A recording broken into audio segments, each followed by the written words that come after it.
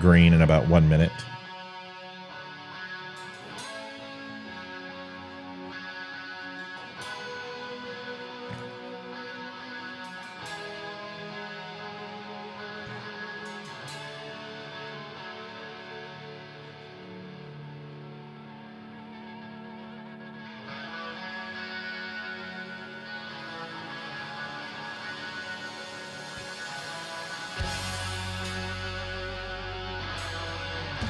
What is going on, Dumb Nation? We are not going to have a 5-minute pre-show. We needed a little don't unfriend me meeting. The worlds, the stars, Uranus, Olivia's Venus are all aligning. Things are happening in the don't unfriend me universe. We've put a lot of hard work in, and the fruits of our labor are starting to return a bountiful harvest, dare I say. A lot of good things happening. We are live on Wimkin. Welcome, Wimkin viewers. Welcome, welcome, welcome. Hello to Spreely TV. It's Red Friday. We're going live. Gonna say hi to my Wimkin followers and then kick off. Hello, Wimkin followers. Hello, Wimkin. Liv? Hello, Wimkin. We're green, kicking off. Leaving Wimkin as of now. Liv, let me know if we're good. Yep, I will. Should be 5 by 5. A lot of things. I know, Darren. I know. Darren, don't steal the thunder of our show. We haven't even covered it yet. Yeah, of course I'm going to cover that. Of course I'm going to cover that, Darren. Everybody don't read Darren's comment. Darren. Not that this whole Spoiler group doesn't alert. know. They know. This group is dialed in. Olivia's or Hayden's gosh, Bob. Amy is back from Arkansas. Where the hell were you? Yeah, I was in Arkansas. Oh, holy shit! I didn't. Gotcha. I actually do listen to you. See, I don't even listen to my own wife. That's amazing. Phil. Privileged. What'd you say, hun? Exactly. Oh God, it's gonna be a great night. Great night. Want to say hello to Rumble, Twitter, YouTube, Facebook, Instagram. Hello, hello, hello. Great to see everybody. Got about 30 seconds. Got a good show. It's going to be a great Friday night. Olivia and I are excited because we get to play some Diablo. We're kicking our kids out. Our son is out of state. Our daughter is in the state of denial, which is the same. We're trying to pawn her off Saturday night so we can get some mommy and daddy love bonding time. Uh-oh. Somebody can make some noise. Yeah, well, she does anyway. She let go of that. That lasted about a week. All right, folks, we'll be right back.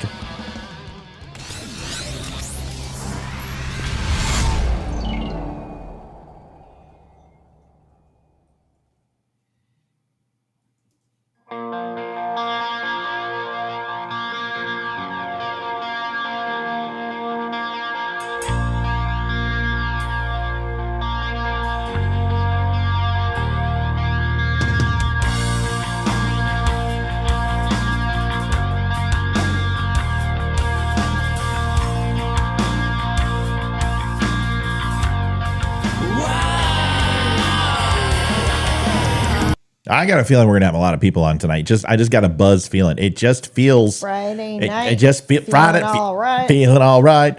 Deep in the heart of Texas.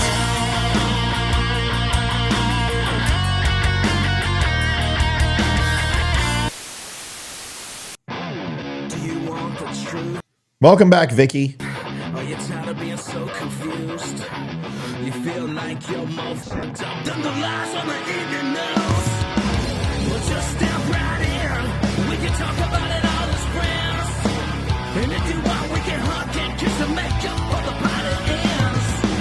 Agree or disagree, stop arguing me. 'Cause I'm everything you want, damn sure what you need. I won't tell no lies, back up all the facts with truth. And if you can't get down with that, you must be somebody's dad.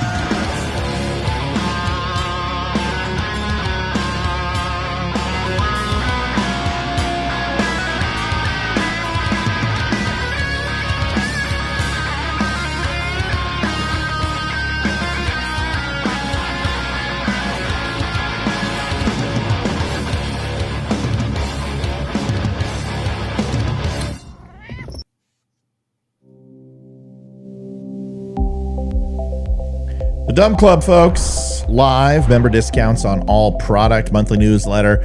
No ads on your news articles. You get pictures for your birthday and maybe a video. You get the Cost Club membership, which is United States of America product, just like Amazon. You get 5% back to veterans for your membership. Gold, silver, and bronze. There's something for everybody, even if you're a poo-poo head. You can go to thedumbclub.com and redeem yourself, just like Al Gore when you want to reduce your carbon footprint.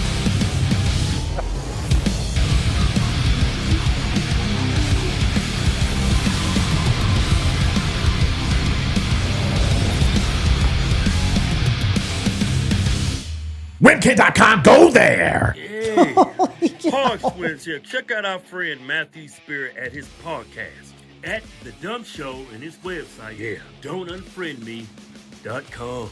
Yeah. Yeah, thank you, Hodge Twins. We appreciate you. We appreciate you. Let there be.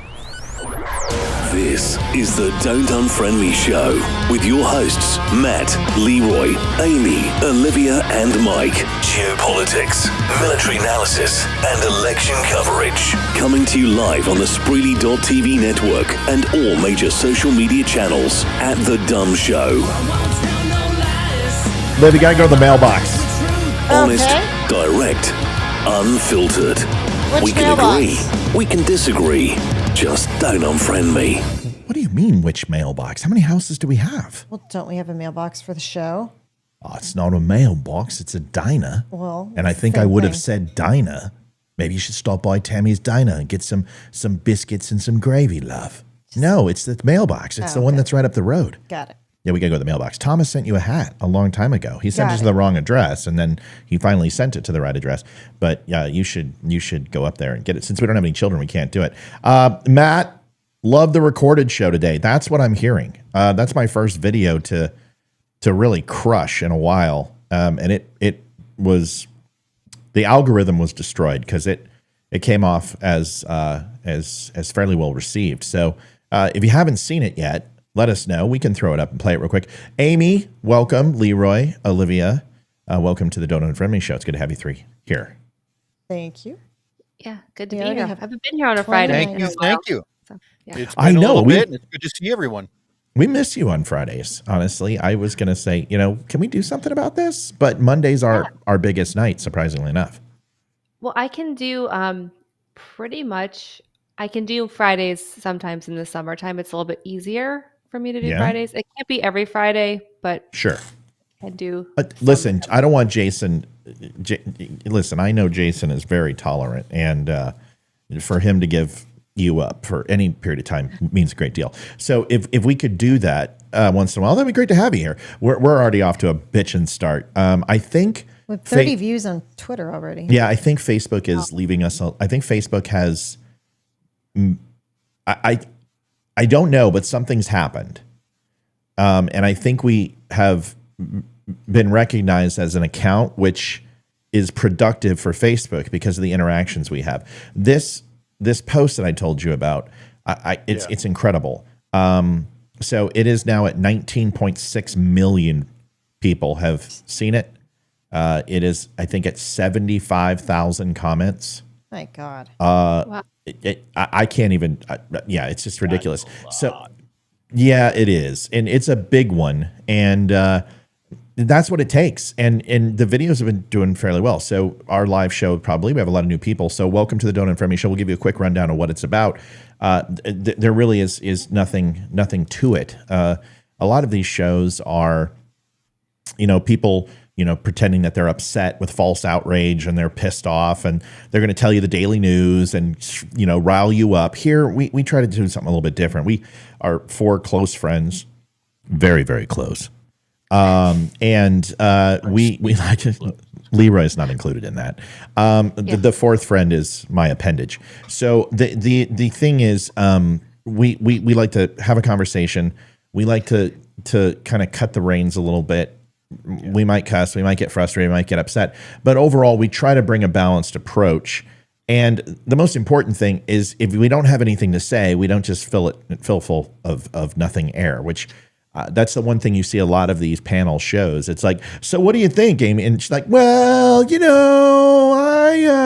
Dixie cup yogurt and sausages. And you're like, that has nothing to do with what we're talking about. Thank you very much. So we've grown into a pattern of understanding when to chime in and when maybe Leroy and I might know something a little bit more when it comes to military, or when we're talking real estate, or we're talking about what a woman is. You know, that's really going to be Amy, Olivia, and Leroy's topics. So Wow.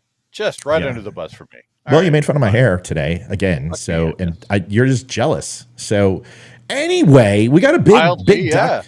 I just, well, I get it. I just understand. I get to be me every day. I can't imagine what it'd be like not to. So there's a few things that we have tonight, which are plentiful. Have any of you actually been paying attention to the to the news, like in the last 20 minutes? No. Oh, Yeah. Not in the last 20 minutes. Well, I want to show you a little document. When I said little, I'm just going to read it to you. June 7th, 2024, from the office of Judge Mercan. That's Mershon, by the way. And yes, this is the People versus Trump out of New York. Dear counsel, today the court became aware of a comment that was posted on the United Court System's public Facebook page, and which I now bring to your attention. In the comment, the user Michael Anderson, hello, Mr. Anderson, says, my cousin is a juror and says Trump is getting convicted. Thank you, folks, for all your hard work. The comment, now labeled as 1 week old, responded to a routine USC notice posted on May 29th, 24, regarding oral arguments in the 4th Department of the Appellate Division, unrelated to this proceeding. The post entitled, the Appellate Division, 4th Department will hear oral arguments, blah, blah, blah, blah, blah, blah, blah, blah, blah. Now, why is that important? Well, because, folks, whether we know this or not, that is jury tampering. And it doesn't have to be real, because the courts just made it authentic. If it was something that was made up, they wouldn't have addressed it, which means that there's enough there that what happened to Donald Trump will be overturned immediately by the process of jury tampering, which creates a mistrial, and they will have to retry if they choose to Donald Trump. And I promise you this, if this goes to mistrial, they will not retry Donald Trump. I'm telling you right here, right now. Nobody else will tell you this. I'm telling you this as a strategist, a political strategist, okay? And I'm good at it. I'm damn good at it. They will not retry him, because if they do, they absolutely ensure the presidency goes to Donald Trump, because then it will absolutely be a witch hunt. They'll say, you guys can't get anything in Georgia to stick, anything in Florida to stick. The New York cases can't stick. You've got him civilly. You hit him for $500 million. Now you guys screw this up. It was already going to get overturned on appellate, and now you guys have jury tampering, and you're going to retry him again? You're handing the presidency to Donald Trump. There is no effing way. So let's have a conversation about it. Who wants to respond first about this? Go ahead, Leroy, because I'll go. No, Leroy, whatever. Boobies first. Boobies. Okay. First. Well, yeah. And I have the biggest ones out of everyone combined, probably who watches our show.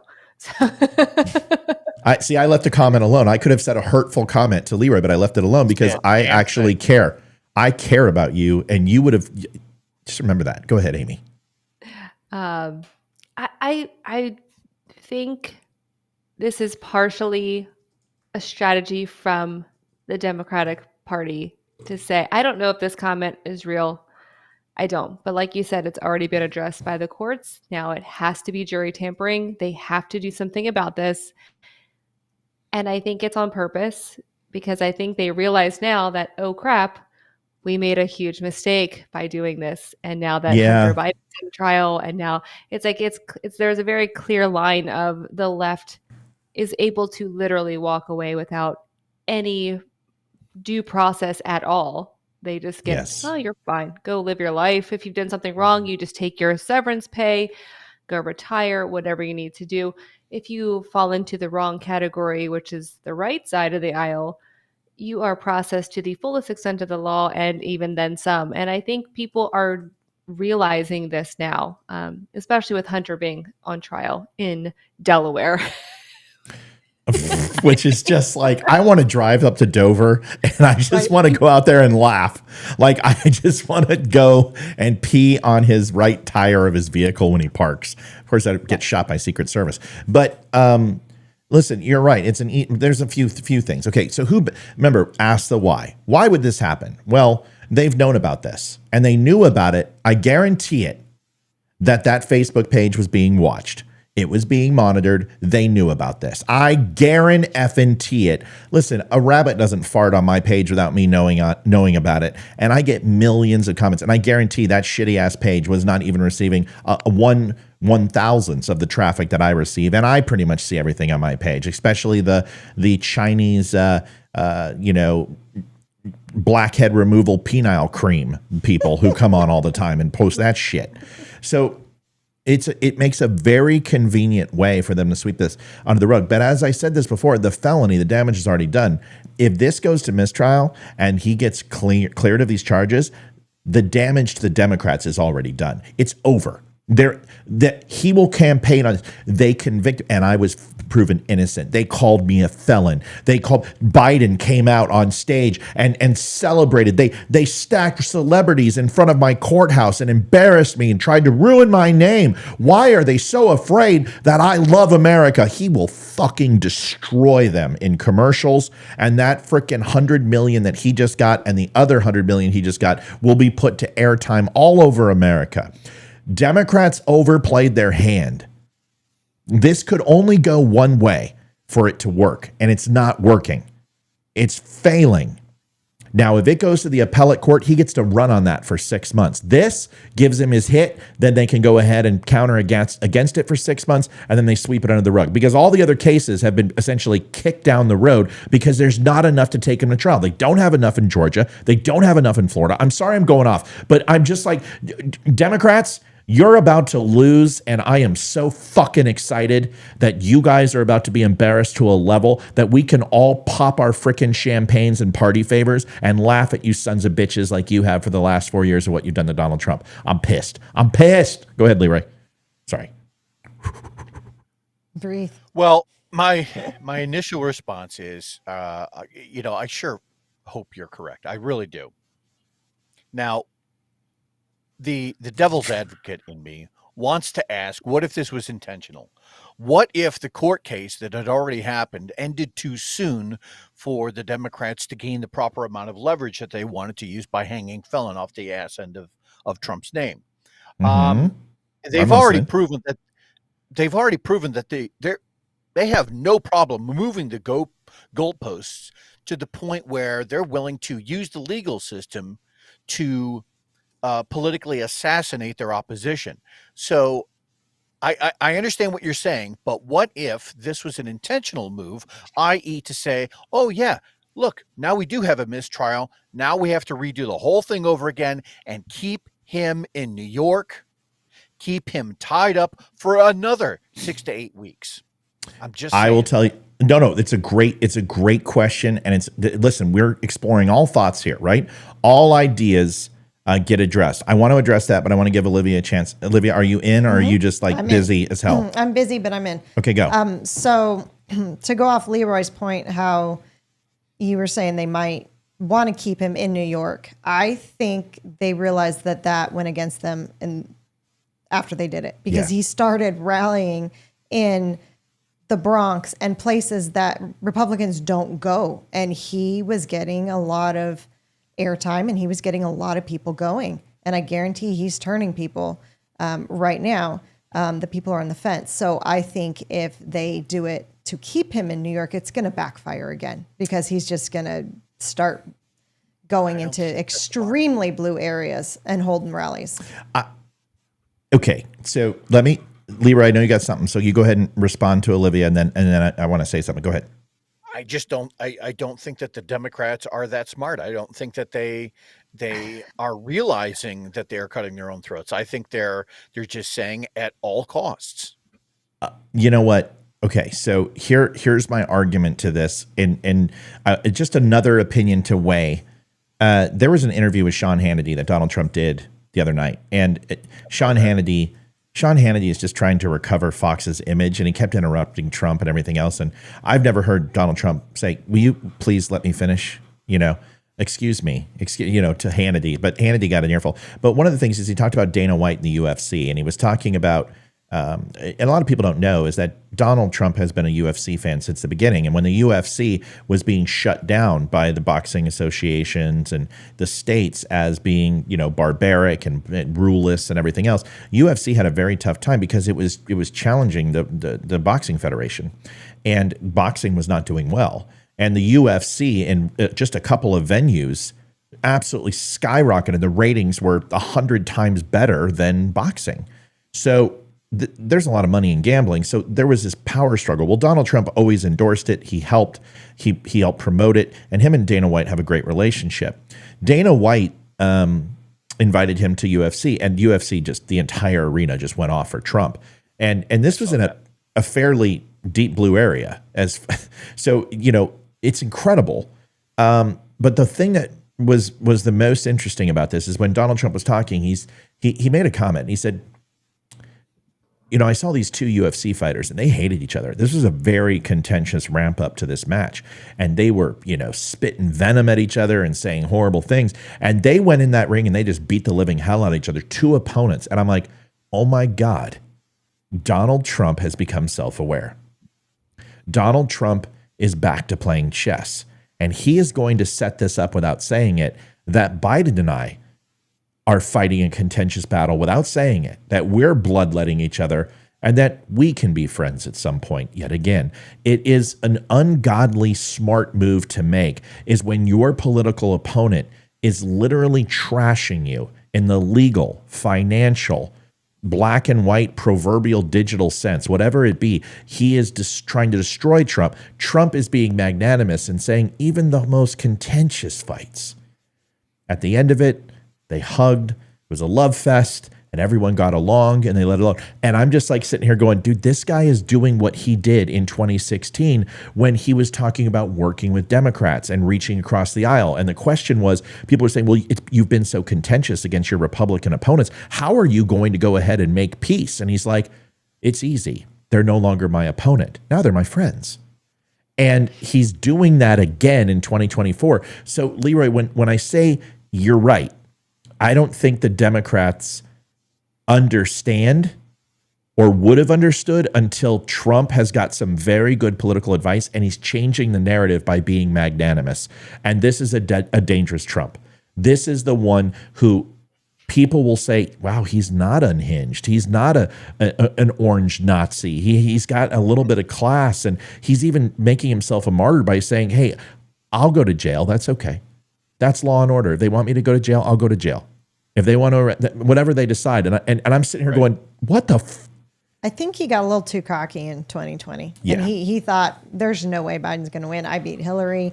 I'm going to win. And I think he went in that way, and he didn't try as hard as he did in 2016. I think that's a very fair assessment. I think now he's realizing that I actually have to go back and I have to try and I have to pull people in, as opposed to just running on my reputation that I had in 2016. It's very astute.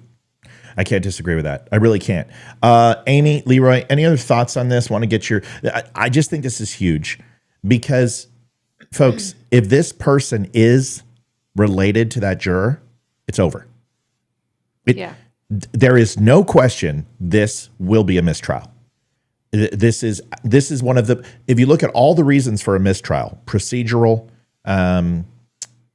you get an underlying crime that actually is at a higher extent, right. So they need to retry the trace. There's many reasons for a mistrial.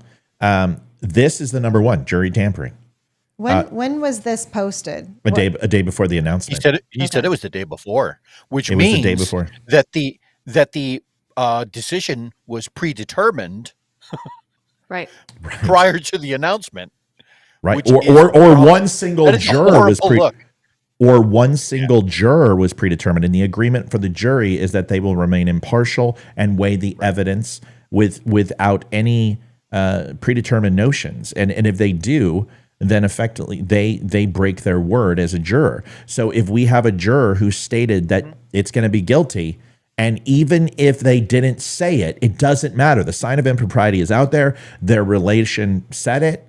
And now it's he said, she said, and Ty goes to defense. That's just the way this works. Ty always, the presumption of innocence is always with the defense. The fact that this is even out there goes to trial. It makes you wonder if during the jury selection process, if part of that process was to say, hey, do you have Trump derangement syndrome? Good, you're on. You know? Yeah. Right. Go ahead, Ames.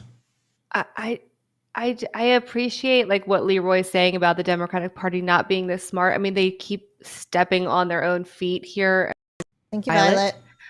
Thank you, Violet. However, they're extremely calculated, and I feel like this was planned. I feel like this jury crap was planned before the trial started. Like, we're going to get one of them, whether they was predetermined, the juror that they were going to have on the jury bench, or if they were like, we'll just find someone after the jury selection. I don't know. But I feel like it was predetermined. I feel like this was already planned. This is going to happen. I think they're extremely calculated. I really do. And maybe they're not smart because they don't handle things the way they should, but I think they're extremely good at playing chess. Janine, you asked if there's any place to send stars. That's an interesting question, Janine, and I want to answer it for you real quick. Facebook has limited our ability to make revenue from Facebook. They approved me for stars 4 years ago. In fact, any account, even if you have 3 people following you, if you do live shows, you're approved for stars. I have 200,000 followers and I've never had stars. My reels can't be monetized, and now they've taken away my copyrights management. So that's about 90% of our revenue was just poof, taken away from us. So we have our own donation process. It's linktapgo.com/the DUM Show. You can go there and you can tip directly through the app, and it's all run through 2 areas, either Stripe or PayPal, or you can go directly to PayPal and donate to the show. And when you do that, I'll show you where the donations, I'll put them up on screen. But if you do a tip, it'll immediately show up if you want. So I apologize. And here's the thing: stars and YouTube, where you can they take 60% of that. So with a star, you'll buy 100 for $1. I'll see 30 cents of that, and 70 cents goes to Facebook. So if you want to help out the show the most, the best way to do that is go to linktapgo.com/the DUM Show. You see down below, it says June goal, $734.40. That's where we're at for the month. And we have a goal this month of $32.50. So any help you can provide, take care of your family first, not asking for a whole bunch. You guys can decide what you want to give us, but anything helps, and we appreciate every dollar. So great timing on that, ma'am. You're amazing. All right. Comes down to this. The only thing we can prove, we can't prove intent. We can't prove that the juror did this. We can't prove if the Democrats did this. This is all speculative, and we made sure that we said this is speculation, right? Mm-hmm. The only thing we can prove here is that this can qualify as a mistrial if that person is found out to be truly the cousin of a juror. It is an immediate mistrial. Whether he does it or not, you don't have to file it with the judge. Everyone, like Dershowitz, is saying, well, the judge won't. No. The moment is a mistrial, the judge is held accountable for that mistrial. It's the judge's job to ensure that the proceedings go off without a hitch, that follow the confines of the law. If there is a mistrial, it is removed from his power. It immediately goes to the state. It'll go to a review board, and that will be decided by a higher court. He has no decision process on this. The mistrial, if he is also included in the conspiracy that he very well could have been a part of this, then it's absolutely removed. If he does not make that decision, it is immediately appealable. They can send it up immediately on an emergency basis, because this is different. This is, you guys understand, if Mershon doesn't mistrial this and this information is accurate, he will go to jail. Right. This is no longer he loses his robe and he loses his gavel and he essentially loses the bar. He goes to prison. Right. This is something that this is above just disbarment. This is criminal offense at that point. Yeah. Yeah, it's criminal negligence. So new judicial negligence with criminal intent. So everyone, let's relax, because we might find that this is just some guy who's creating a story. But even then,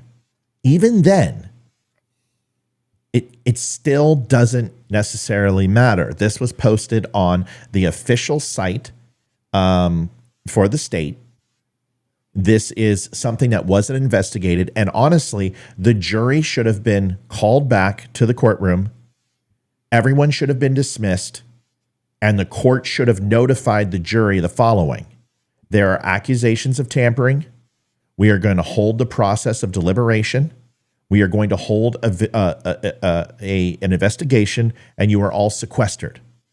He would have sequestered the jury, got U.S. Marshals, put them up in a hotel, fed them 3 times a day, and held them until the investigation was over. That is the proper process. If that didn't take place, even with the sign of impropriety, it's a mistrial.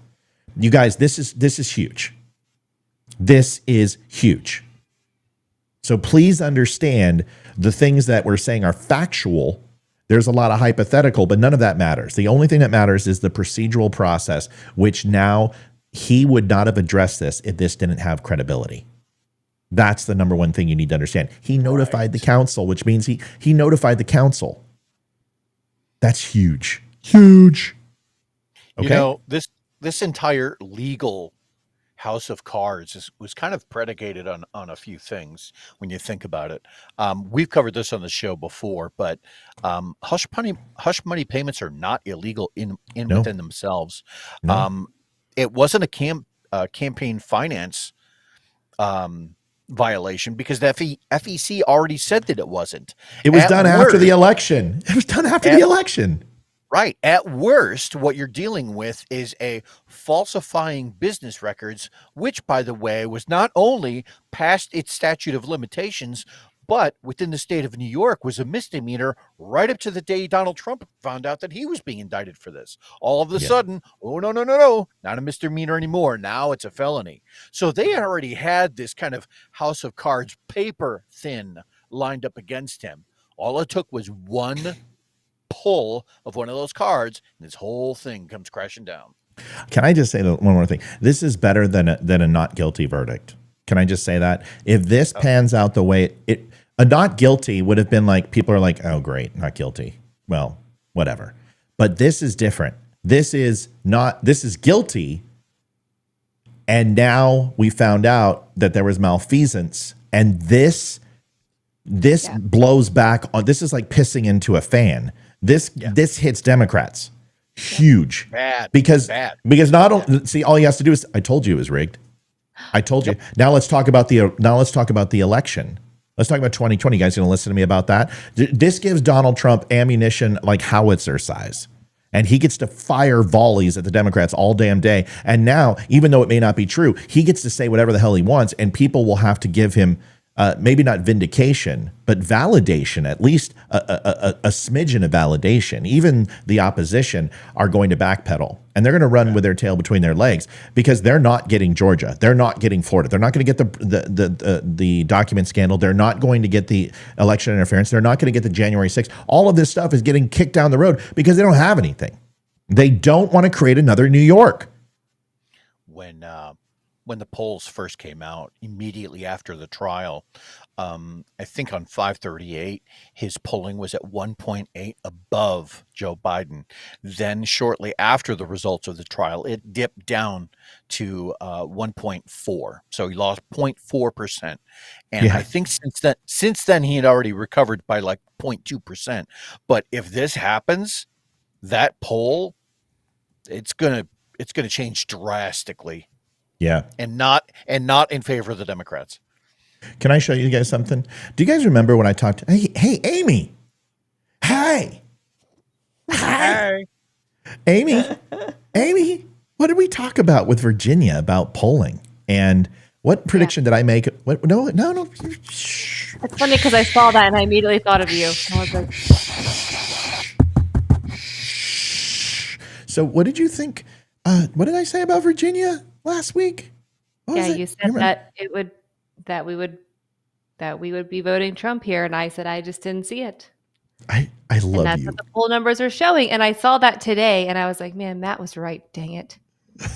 Not that I'm upset about that. I'm glad about the polling results It's currently. a good thing to be but- wrong on. Yeah, it's a good thing to be wrong on. It's hard. I still have a hard time believing it. I'm glad to see this. It's just hard to believe it. Early votes are in, folks. Yeah. First time early voters are showing, and exit polls are showing Republicans are 38.5% in the state of Virginia. And this will come down for two things. One is because Virginians do not believe in unfettered access to abortion and the Northam plans of abortion, of basically out of the womb, doctor gets to make the baby comfortable and still decide. That shit does not fly. And second is Virginians want their guns. We are the don't tread on me state, and you have fucked with us for the last time. And the third thing is military support, which has been going Democrats' way from Virginia Beach, like I predicted, would sway towards Trump, which it has. The military is tired of the LGBTQ bullshit. They're tired of the woke crap. They're tired of equity in the military, and they are saying no. Folks, I told you Virginia was in play. I wasn't fucking around, and I would never say that. Now, my predictive analysis is he doesn't need Michigan or Wisconsin. He wins what he should win, which is Georgia and Arizona, and this race is over. Let me say it again. But the only way he can only take Virginia is he has to get New Hampshire, folks. Remember what I said. Yeah. Go ahead, buddy. What's interesting about that poll is that because it's 38.5% Republicans or the right-leaning are notorious for waiting until voting day in order, and then that's when they actually physically show up at the polls. Early voting has always been something that's done on the left. So for that number to be that strong in early voting means that on the day of, that gap might widen. It's just I don't want to put the cart before the horse, and I don't want to get our I don't want to get our knickers in a twist and our panties in a bunch. But the thoughts are that damn it. Take a drink. What's wrong with you? Somebody fill in. I got an itch. Somebody fill in.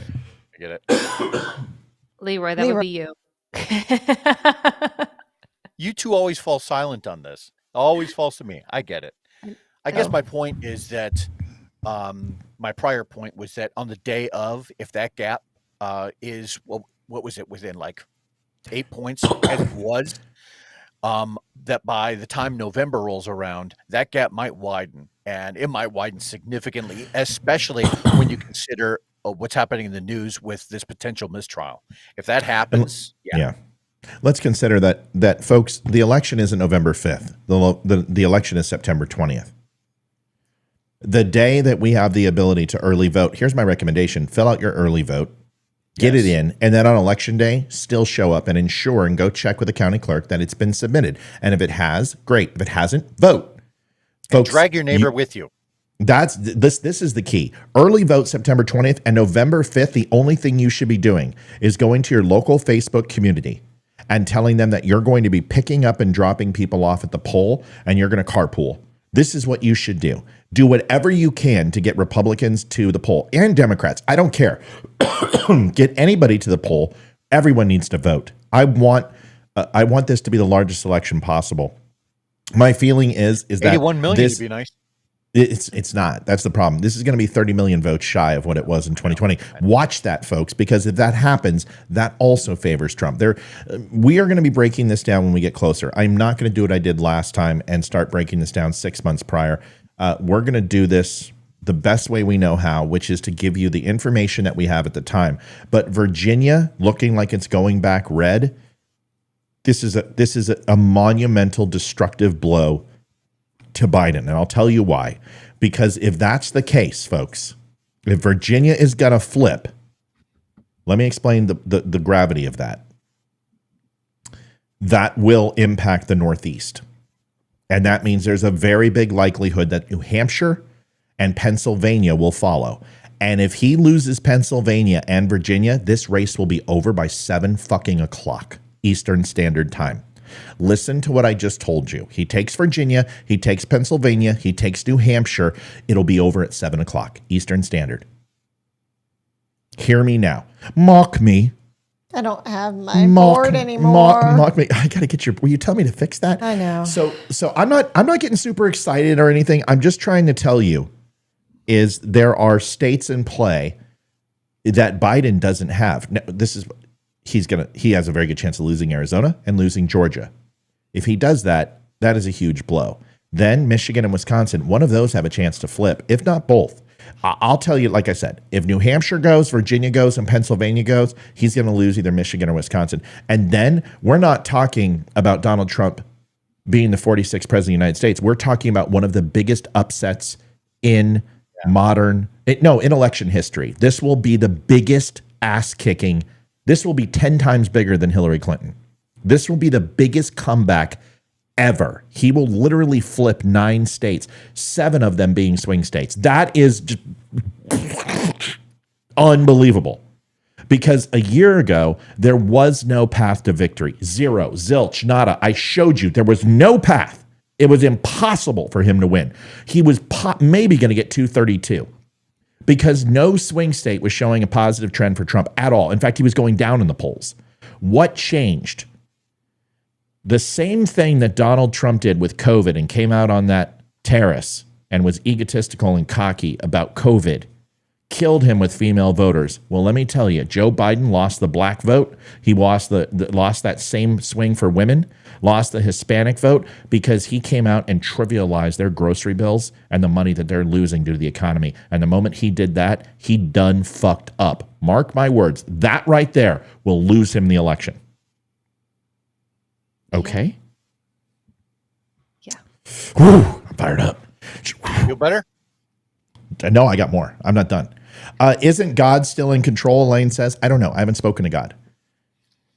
But I'll be honest. I don't think God, honestly, to think that God roots for sports teams and to think that God roots for the United States of America, I've never bought that. When people say God bless America, it's a request. It's not a fact. Right. That's what I feel. So is God still in control? In God we trust. Right. Yeah. Yeah.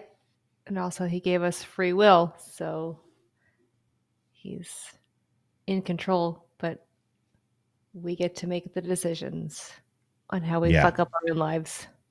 Yeah, and that's a great point. And something that Mel said that really is awesome, or Elaine said, no, Mel said, the down ballot is just as critical. This is a perfect segue into Joe Rogan's, because I'm going to tell you, I'm going to give you my opinion. We're going to hear from the hosts. Dude, this is so huge that the early votes. Can I also say, Democrats can't have another contested election. Yeah, it's 26.9, 38.5. Nice. I know. It's yeah. So they can't have another contested election. Democrats can't have it. Democrats have to ensure that this election is done on the up and up. I'm just letting you know. You may not agree with me, but if they can't get him in the courts, they couldn't get him financially. There's only one other solution, and I'm not going to say that. No, but I know what you're thinking. Yeah, they have to have an election if it's going to go full forward. They have to have an election that is actually not in contestation, because if it is, that really harms their chances of governance, right? And you don't want that to happen. Here's the video I want to show you, and I want to get everyone's opinion, and then of course I'm going to give you mine, and we'll see what we all think. Well, while you're pulling that up, I just wanted to ask you also a quick favor. It's up. Go ahead. Never mind. I'll just shut the hell up. Go ahead.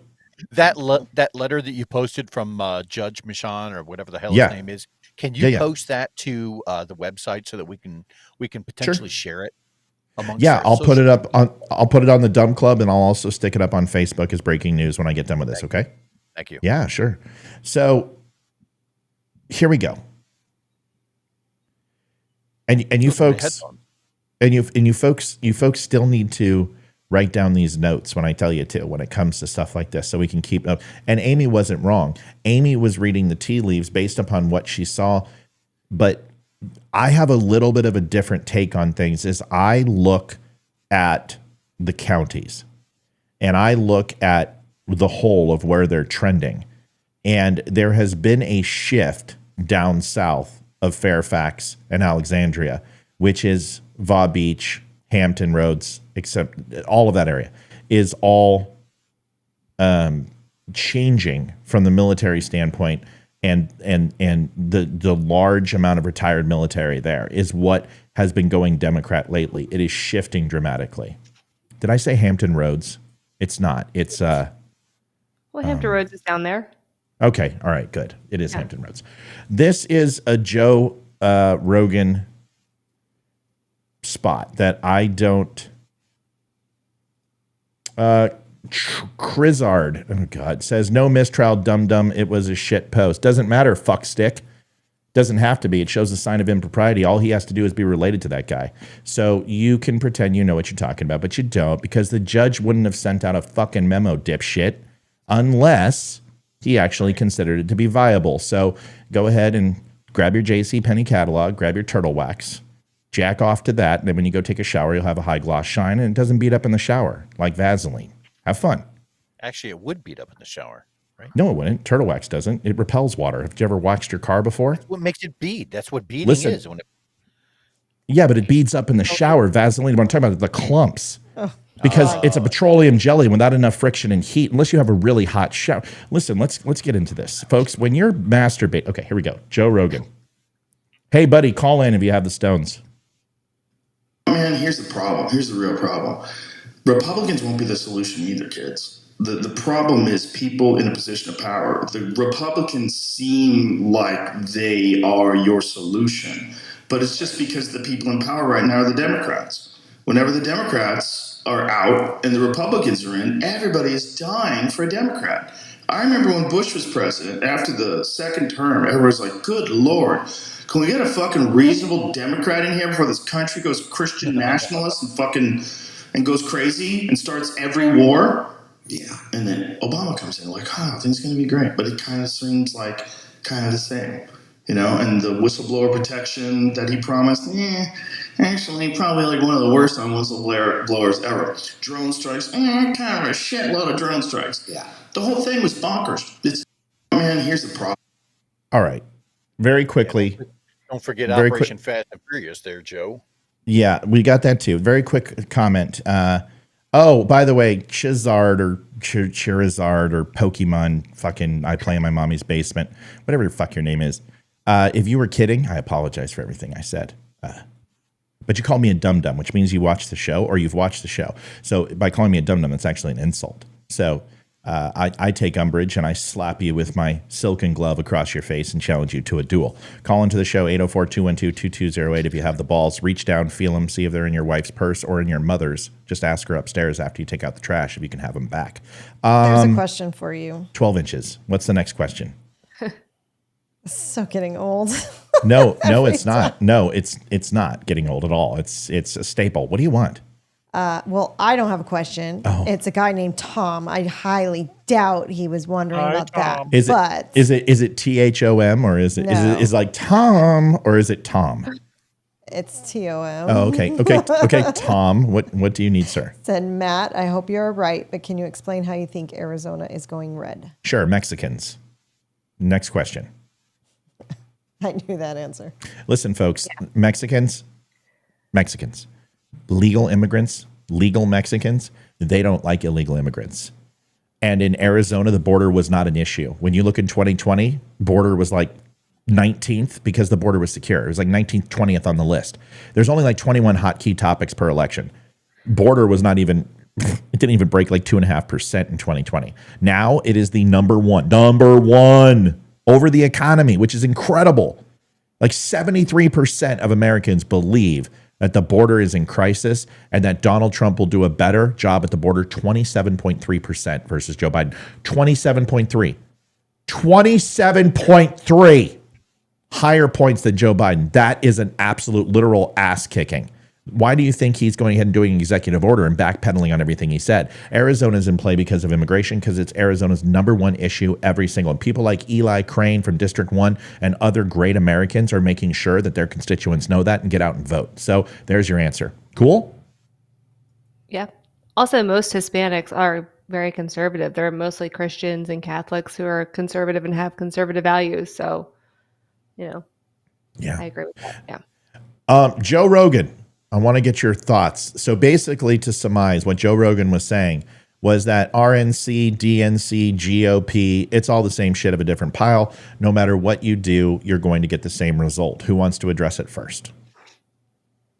Leroy, go ahead.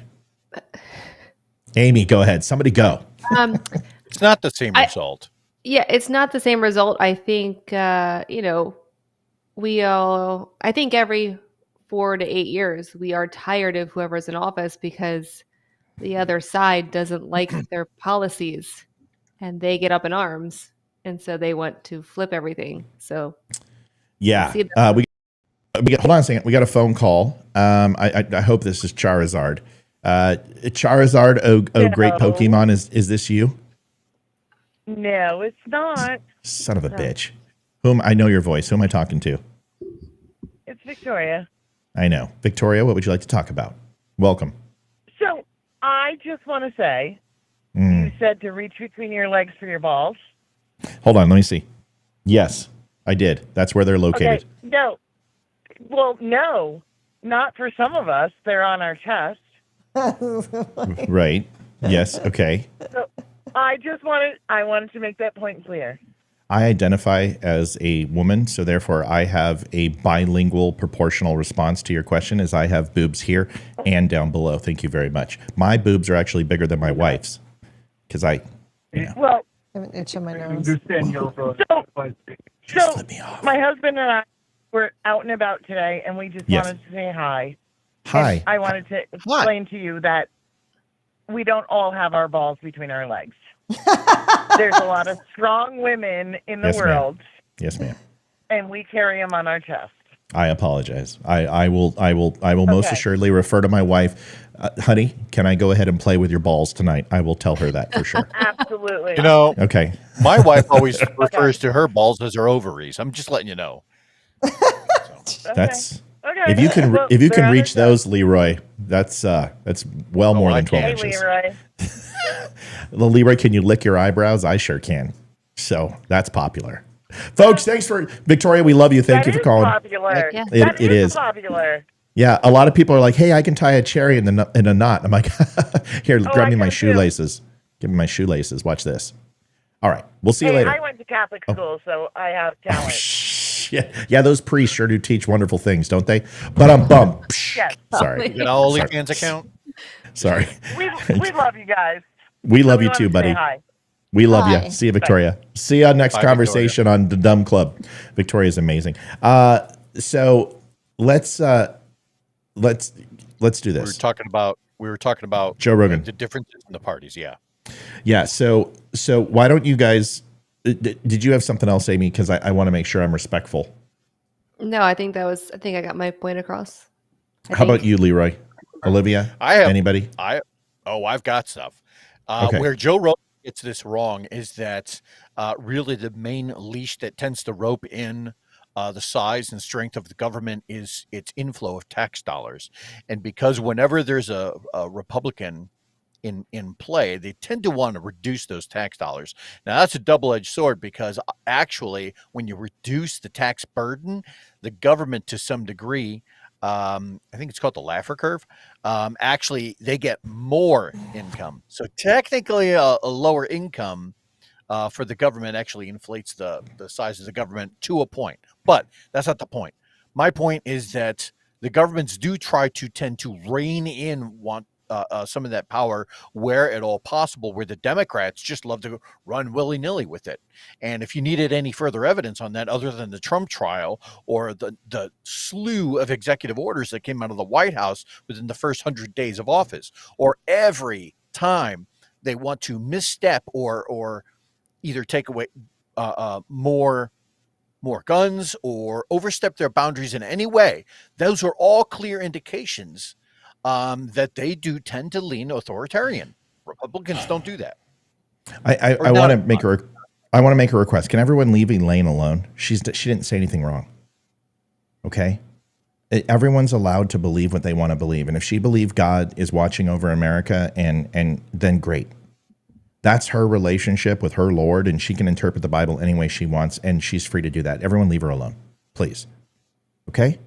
There's no reason to attack people just because I said something. I don't believe that God watches over the United States specifically.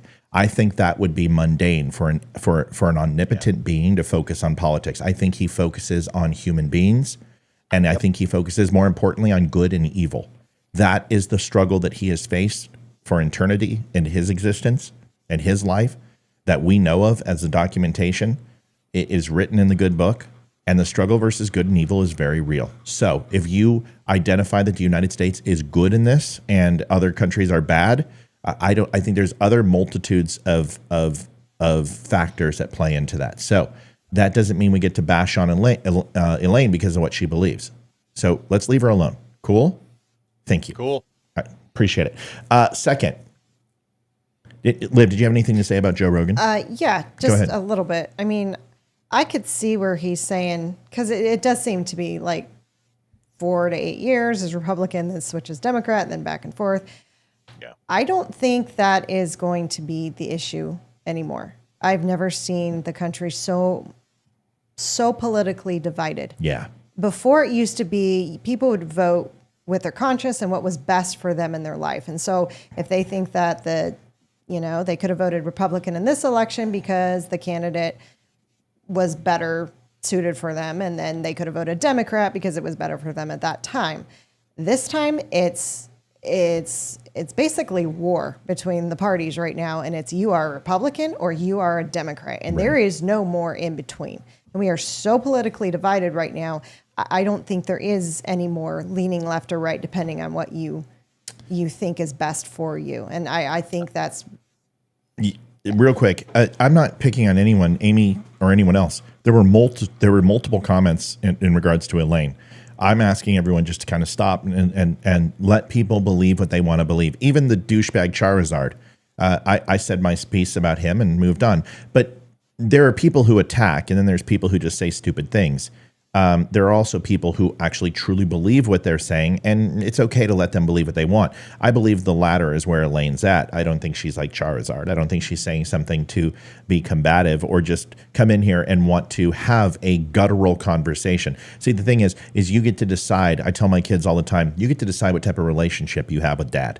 And it can be a contentious one or a good one. Well, you get to decide what type of relationship we have. And if you come in here spewing bullshit like a petulant teenager, I'm going to spank you like one. And if you come in here with an educated, logical, deductive reasoning response, I'm probably going to treat you the same. So that's what I believe. Second, to get my take on the Joe Rogan thing quickly, is I'm very much in the aisle of Dan Bongino, who didn't say this first. It was actually Charles Krauthammer, but Bongino has a tendency to go ahead and rephrase things very, very well and very simplistically for the nation to understand. And here it is the GOP and Republicans may not be the answer to our problems, but Democrats are most assuredly the reason we have these problems. That is something that y'all need to really put into context. I broke it down today in the video when it came to Trump and why I'm voting for Trump. I think it's something maybe we should play because I think it would be a good conversation starter. Leroy, go ahead. Well, actually, I just had a follow-up question for Olivia, which was that do you think that this is because the Democrat Party has moved, and it seems like without their even knowledge that they've done so, that they've moved further to the left?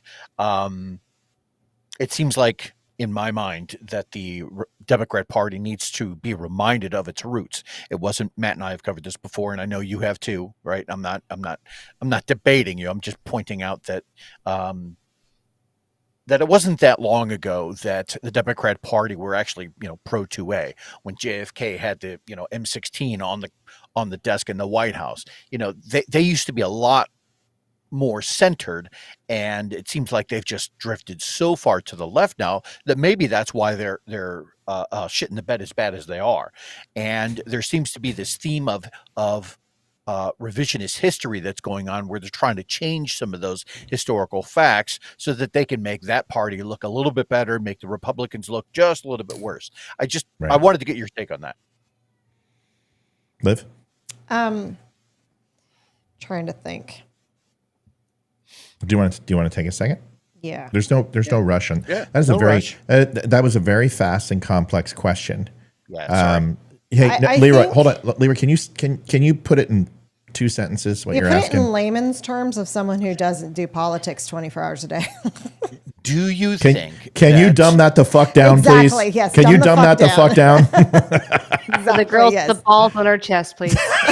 Yes. Yeah, her balls and her chest. This is where all her brains are located, And they're trust, very small, there's not many so of them, there's right? not, So no, you need so. to talk slowly. Do you think Me that too. the Democrat Party is falling apart as fast as they are because they moved further to the left on the political spectrum? Yeah, I mean, it just seems to be younger generation is coming into Congress, and it seems that younger generation is definitely further left. And Agreed. I think that's kind of what's pulling everything left is the college age kids and 20s see those young kids and go, oh, I relate to them because they're right around my age. And so they're kind of following left to them because they think they relate with them. But Agreed. I just wanted to give get them your- about your 10, 20 years where they own a home and have a couple of kids and they'll realize they should be Republican. But that's been Right. and this is like, okay, so the Democratic Party are for the young and inspired and glossy-eyed Americans, and the GOP is for everyone who has woken up and realized that all of that bullshit stops when you're 30. So it's basically the GOP. The Democratic, this is the best one. The Democratic Party is for the youth, and the GOP is for the people who grew up.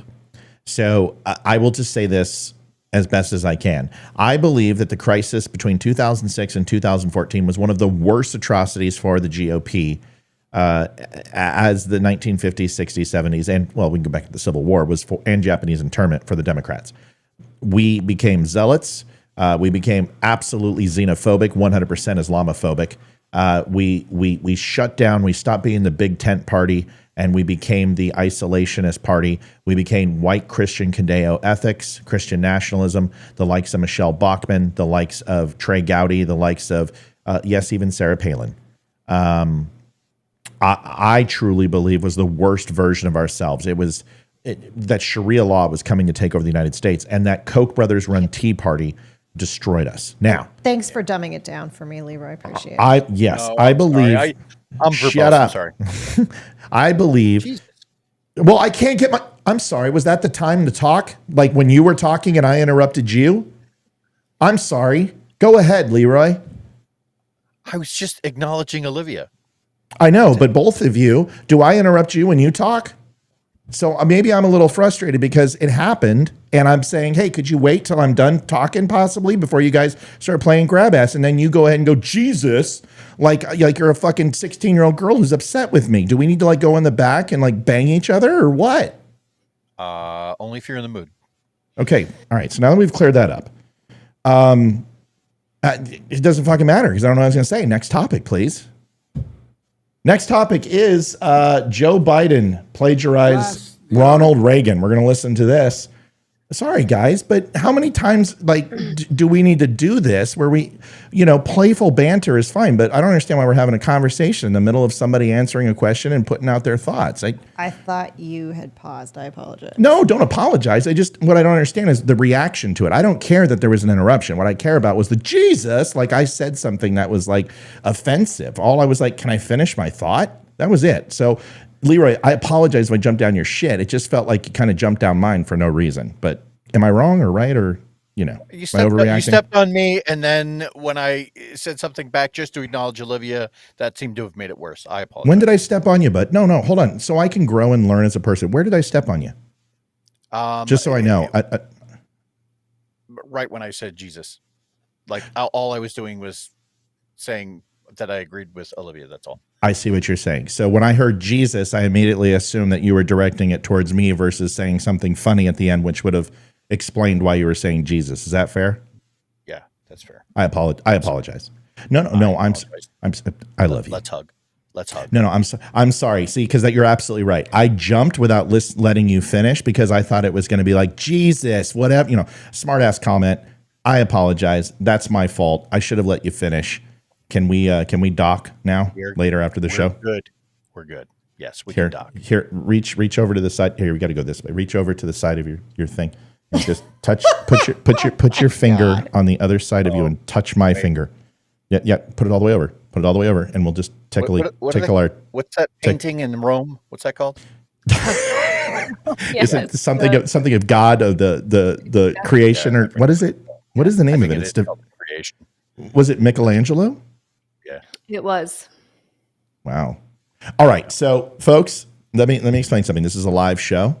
We're friends, we're family, and occasionally we step on each other's dicks. That we haven't done that in a while. Is that right, Leroy? That is right. I apologize, and I respect you immensely. Are we okay now? Yeah. Okay. I'm fine. Stop fucking interrupting me. Stop interrupting me. Okay, so now that we've got this established, this is going to piss Leroy. So listen, folks, you can't talk about these contentious and angry issues without occasionally getting upset with each other. We're family. This is what we do. As long as you can apologize afterwards. There's some emotion built into this because, and here's the thing, this is the key to it. We care. That's the thing. Yeah, we do. There's not drama, folks. People argue. If you can't handle watching this show, I mean, God, it's like this hasn't happened before. It happens sometimes. I overreact sometimes.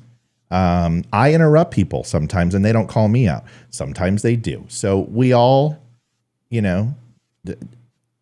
apology's been made. There is no drama. Here's the drama. Somebody please remind me to get to Violet's question later. What's Violet's question? It says Q Leroy. I believe the more progressive they got made them more regressive, and the generations before them are sick of the ridiculous bullshit. I would agree with that. Wow. There was a Thomas Sowell quote that I was looking up, but basically it was one that like 40 years ago, you would have been considered a liberal. 30 years ago, you would have been considered a moderate. And today you're considered a racist if you believe in equality. It's something along those lines. So I just wanted to throw that out there. So everyone's got to chime in. Folks, you know what's great about two people arguing is your input's not needed. So you're wrong, Matt. Thank you. I've already admitted that. And it took me, 20 seconds to admit that I was wrong. So whenever, you're perfect, and you can come up here and just walk on water for us and turn water into wine, we would appreciate it, okay? Anytime you guys are feeling unappreciated for your contributions, I'm going to buy you a cross so you can walk up and nail yourself to it. How about that? Cool? All right. So anyway. You just plagiarized the ref. I don't need you to out me. That was so good. That was a beautiful comment. And I did plagiarize the ref, okay? Thanks, guys. Appreciate your contributions. You know what? That's kind of like it is Dennis Leary from the ref. Yeah. No, it was Kevin... It was Kevin Spacey. Yeah, Didn't he say that to his mom? He did. It was Kevin Spacey, but Leary wrote the Leary wrote the line. Oh, okay. Okay. Yeah. All right. So are we all good now? Everyone's fun? Listen, this is why we do this, man. This is good stuff. Kristen says, Matt and Leroy are so close that they were going to go to the abortion clinic together. I forgot which one was pregnant. Leroy was going to be pregnant. Yeah. Yeah. So he was going to. I was carrying low. I thought, Matt, that it was a girl. Yeah, and you were going to be the trans wife or something, right, Matt? Yes, carrying low. Oh, God. At least this show can. You know what? I've watched Timcast for quite a bit. Sandra says, "Oh my goodness, touchy, aren't we?" No, it's theater. It's to have fun. Listen. If you guys want to get into the argument, you're going to get splattered a little bit. That's all. No, there's a lot of respect. You're in the splash zone, folks. Yeah, if you're going to get in the middle between Leroy and I, you're either going to have a really good time or you're going to get splashed on. So, you know what's funny? The only people who have never argued on this platform is Olivia and Amy. All right, Amy, you ready? Yeah, because Olivia, Amy and Leroy, you guys have had a little disagreement. Me and Leroy have? Yes. Yeah, it wasn't huge. It was. I don't remember. What did we fight about? It wasn't massive, but it was just like I think it was an interruption thing, and Amy was hot, and Amy is just like, never mind, whatever. And it was hot. Way to suck up. And Olivia and Leroy. I don't think. Oh yeah, you don't want me to repeat what you said off air. So off air, it's not the show. No, but you gave him the cold shoulder just a little bit that night. I don't even remember. Yeah, it had to. Listen, I'm not trying to create a fight. What it was that Leroy and I were monopolizing the conversation, and you're just like, I am so fucking bored because I can't get a word in with Leroy.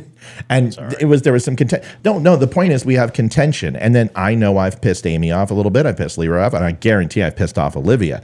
But We're married, go figure. But you two have never fought, and it really bothers me because I don't understand. Because Amy, you're the one who said that Olivia's mom was a whore. I did say that. I feel a cage match coming. I just want to record it. Can we record it? Yeah, 100%. Okay. I did say your mom was a whore. And I stand trying to by think that. of a funny line from a movie, and I can't think of anything. Your mother's a whore. Please, dear God, let it be a Jello fight. Just do it like Stripes with mud wrestling and send in John Candy in the middle. Should I bring the baby oil? I'll do it. Oh, I just love that. Stripes, what a great movie. This lady came in, her name was Frances, and it was Frances, and she was just talking massive shit. I'm like, lighten up, Frances. And she's like, that's the way you say a male's name versus a female's, CES. And I went to her and said, you've never seen Stripes? No wonder why your head is so far up your ass, because you got to see that movie. All right, let's watch the homos out there go and touch my stuff, and I'll kill you. I'll kill you. You homos. God, I love that movie. All right, we're all good now. Everyone's happy. Okay, everyone's good. All right, so Ronald Reagan is by far one of my heroes. I believe that there are two great orators since 1950. No, 1960, November 22nd, 1963. The day after Kennedy was taken from us, there have been really two great orators as far as presidents. And here are there. One you're not going to like. So would you guys rather hear the one you're not going to like or the one you're going to like? I already know. Good news last. Good news last. The first one is Barack Obama. Whether you like Barack Obama or not, he was a fantastic orator. He could deliver a speech. Now, no matter that the speech was full of shit and usually a lie, he was just really good at delivering it. And the second is not Donald Trump. I'm sorry. I don't get upset with me, folks. Even though he's delivered some very good speeches, and up in the Dakotas is one of the best in U.S. history, Ronald Reagan, by far, wrote most of his own stuff. Up until when the Alzheimer's kicked in. But his first 4 years, he wrote everything himself. He was an avid participant with the State of the Union and wrote well into 3/4 of the State of the Union and laid them out. And he would literally start planning the State of the Union almost 6 months before and submit his drafts to the writers. It's very, very active with his writing style. So I've listened to pretty much all of his speeches. And I will tell you that Joe Biden is a plagiaristic son of a bitch. Yep. Leroy, do you want to dive into some of the plagiarism from this prick? Oh, I would love to do. So, in 1988, he got caught stealing a speech that he had taken from Senator Robert Kennedy, where he said, but this standard is not a measure of how we can evaluate the condition of our society. It cannot measure the health of our children, blah, blah, blah, blah. He stole that directly from Senator Robert Kennedy. And in 1988, he stole another one from a guy named Neil Kinnock, the British Party leader, where he said, why is that? What did he say? It was, why is that? Oh, that's what it was. Why his wife couldn't have ever gone to, or his family couldn't have ever gone to university. In 1988, he stole that speech. And there was like at least two other instances of stolen speeches. Plagiarized college. I was going to say, what is in his college thesis plagiarized? Yep, college thesis was plagiarized. He also, here's the big one, is I showed you where he stole from himself for all of his State of the Unions. He plagiarized his first State of the Union, and he basically recited the same thing. Unacceptable. Okay? Yeah. Unacceptable. Slime ball. So this guy's a douche plow, and he, this is the guy. I'm smart. I'll take you behind the barn. And you want to compare IQs? I mean, this is the guy. Listen to this. This is a compilation of the France Normandy speech, which I just want to say something very quick. People were listen. He's an old man. Lighten up, people. Okay, if we can't come together on the hollow ground of Normandy, and we can't just listen to him talk about that without saying he's shitting his pants and all this other. Okay, I want to see you do that when you're his age. I want to see you with arthritic conditions move at that age. Just let's have a little bit of tact, okay? Just a little. I don't care who it was written by. I don't care who did it. The point is, we could at least just have a day to respect the fallen and just listen. I know he didn't mention Israel. It's one of the first things I said. I know he pimped Ukraine. I know what he did. I understand that. But if we could just try once in a while, just once in a while, on certain days, just to listen. And I know he didn't show up for 9/11. I know he didn't go to New York. I know what he does. I know he checked his watch. I've hit this guy harder than anybody. But all I was doing was listening to the words and watching the veterans who were sitting there who will not be here next year. Most of them will not be here next year. To me, I cared more about seeing the WW2 vets and nurses than I gave a shit about what Biden was saying. And I'm not going to direct my attention away from them in order to take a hit at Biden. That's it. Okay? I don't give a shit about him. But maybe we could just focus on what's important. Listen to this shit. Here it is. At last, the hour had come. Dawn, 6th of June, 1944. At dawn on the morning of the 6th of June, 1944, 225 American Rangers arrived by ship, jumped into the waves and stormed the beach. 225 Rangers jumped off the British landing craft and ran to the bottom of these cliffs. Gunfire rained above them, but still they kept coming. Nazi grenades thrown from above exploded against the cliffs, but still they kept coming. The Rangers looked up and saw the enemy soldiers, the edge of the cliffs, shooting down at them with machine guns and throwing grenades. And the American Rangers began to climb. They launched their ladders, their ropes, and grappling hooks, and they began to climb. They shot rope ladders over the face of these cliffs and began to pull themselves up. When the Nazis cut their ladders, the Rangers used the ropes. When the Nazis cut their ropes, the Rangers used their hands. When one Ranger fell, another would take his place. When one rope was cut, a Ranger would grab another and begin his climb again. And inch by inch, foot by foot, yard by yard, the Rangers literally clawed their way up this mighty precipice until at last they reached the top. Soon, one by one, the Rangers pulled themselves over the top. They breached Hitler's Atlantic Wall, and they Thanks, turned Thanks, in that Kev. one effort the tide of the war that began to save the world.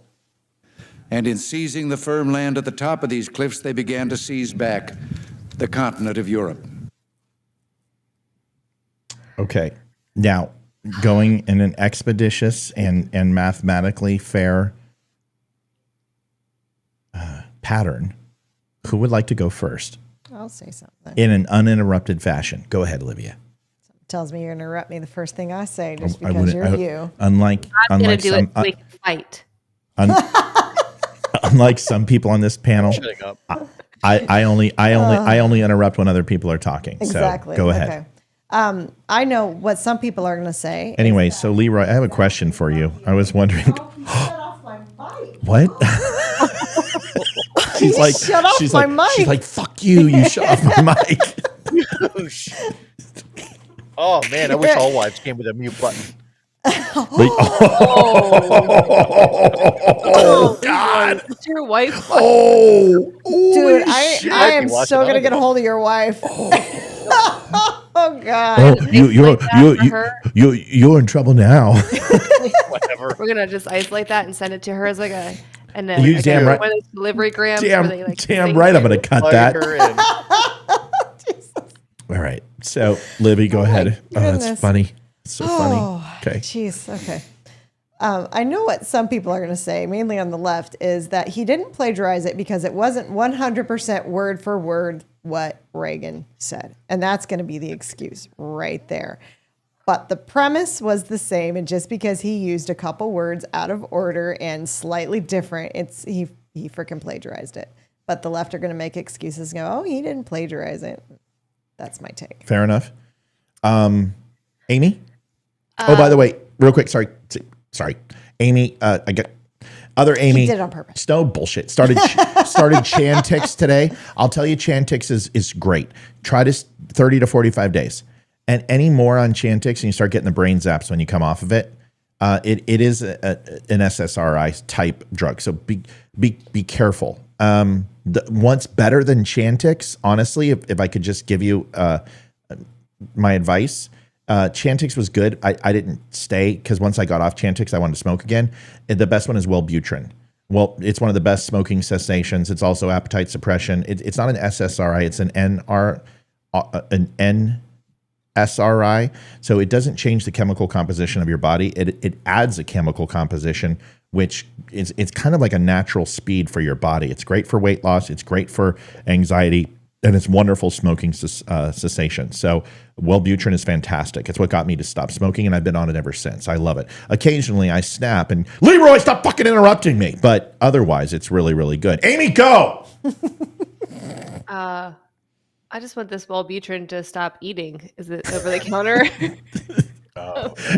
You got to go to the doc, and you just got to talk to him. And if you have not an eating disorder, but if you find yourself overeating and having compulsion control, but mainly it's for anxiety, and it's really good to kind of smooth the edges. And it's usually people who have hyper or have ups and downs when it comes to their energy level. It helps sustain and level that out. Anyway, go right ahead, Ames. About the whole plagiarism thing, obviously this is plagiarism. I think if Biden had said, Reagan gave this speech the best way that anyone could, so I'm just going to paraphrase what he has already said, it would have been much better received, I think. Just my 2 cents. But obviously, what else? I mean, how easy is it to describe Rangers storming a hill? Leroy, your thoughts? I mean, is this fall into plagiarism, or is this just trying to explain the same story over decades and decades of rehashing that, of course, there's going to be similarities when you're telling a story that's not anecdotal but historically accurate? Can we give him some slack for that, or do we say fuck him anyway? No. I mean, I'm on the fence here, and hear me out. And by the way, I also want to address that question from Elaine Herkulotz at the end of this. They say the greatest form of flattery is imitation. And if you're going to imitate anybody, I mean, it's going to be the two greatest orators, to Matt's point, that the presidency has ever seen. That being said, it would have been nice, to Amy's point, had he at least given credit, back in 1980, whatever, when President Reagan said this speech, something along those lines, and it was the greatest speech ever. That would have been enough for me to say, all right, look, he's giving the guy credit. But the way he tried to pass it off as genuinely his words, yeah, that's kind of slimy. It's funny. I interrupted. I thought you were done. Go ahead. The Elaine Herkulotz thing. She had a question, Q. Why can't we just love each other? Elaine, that comes down to, if you're trying to put this into political baskets, Democrats want to tell you what to do. They think they know how to run your life better than you do. And Republicans are basically saying, look, we do love each other, and we want you to make your decisions for you by yourself. That's it. Sorry. Go ahead.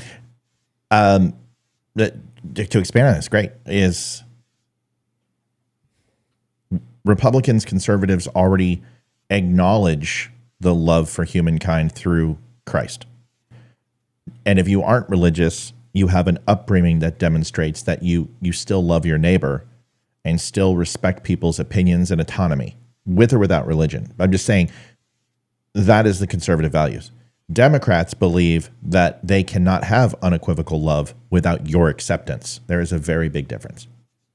So the difference between Democrats and I is that they want to enforce love without a choice, and we already acknowledge that we love you, but we don't necessarily need to agree with you to demonstrate love. Right. You're enough the way you are. Especially when you have balls on your chest. Yes. Exactly. That's what we tell our children. So, hey, Leroy. Forget it. I was going to say something else. We'll zoom in on that when we cut the show. I think we need to have the dumb, I forget what they're called because I'm not a boy who has balls in my legs or down between my legs. But what are those things you guys wear for sports? Jockstrap? Yeah. We need those. Penile reduction cream? I don't know what it is. I don't know. Oh, They hold I don't know. I don't have. It's a cup. It's a cup. Yeah. Sure. Make those with our logos, and then you can make the dumb bras. Oh my God, that would be fantastic. That's a great idea. And then we could burn those bras. Yeah. Because I don't want to wear one. That's a great idea, Amy. I love it. Holy shit. We'll be right back. Hey, what's going on, Donut Friendly Nation? Matthew Spear from the Donut Friendly Podcast. It's interesting. I've had these books for, 3 years now. And I've got, break. 3 independent books of the Declaration, the Bill of Rights, and the Constitution of the United States that I inherited from my mother. Leather-bound, beautiful. And they're older books, 1935, 1937, something to that effect. I'll show them on the show, but people see me reference these nightly on the show. And the interesting thing is I've never really put 2 and 2 together. We have a website, and someone asked last night, hey, how the heck do I get those books? Where do I get those books? And it dawned on me that I should provide these. So they are now on sale. They're beautiful books. They're leatherette books. They're hardback, which is nice. They don't have a dust cover or anything. I've used these, like I said, ad nauseum, and they hold up and they stand the test of time. They've got pictures of the framers, founders, inside the books. They make references with different colors to kind of explain things in a little bit of a simpler way or give some context. But these books, word for word, are the Bill of Rights, the Constitution, and the Declaration of Independence.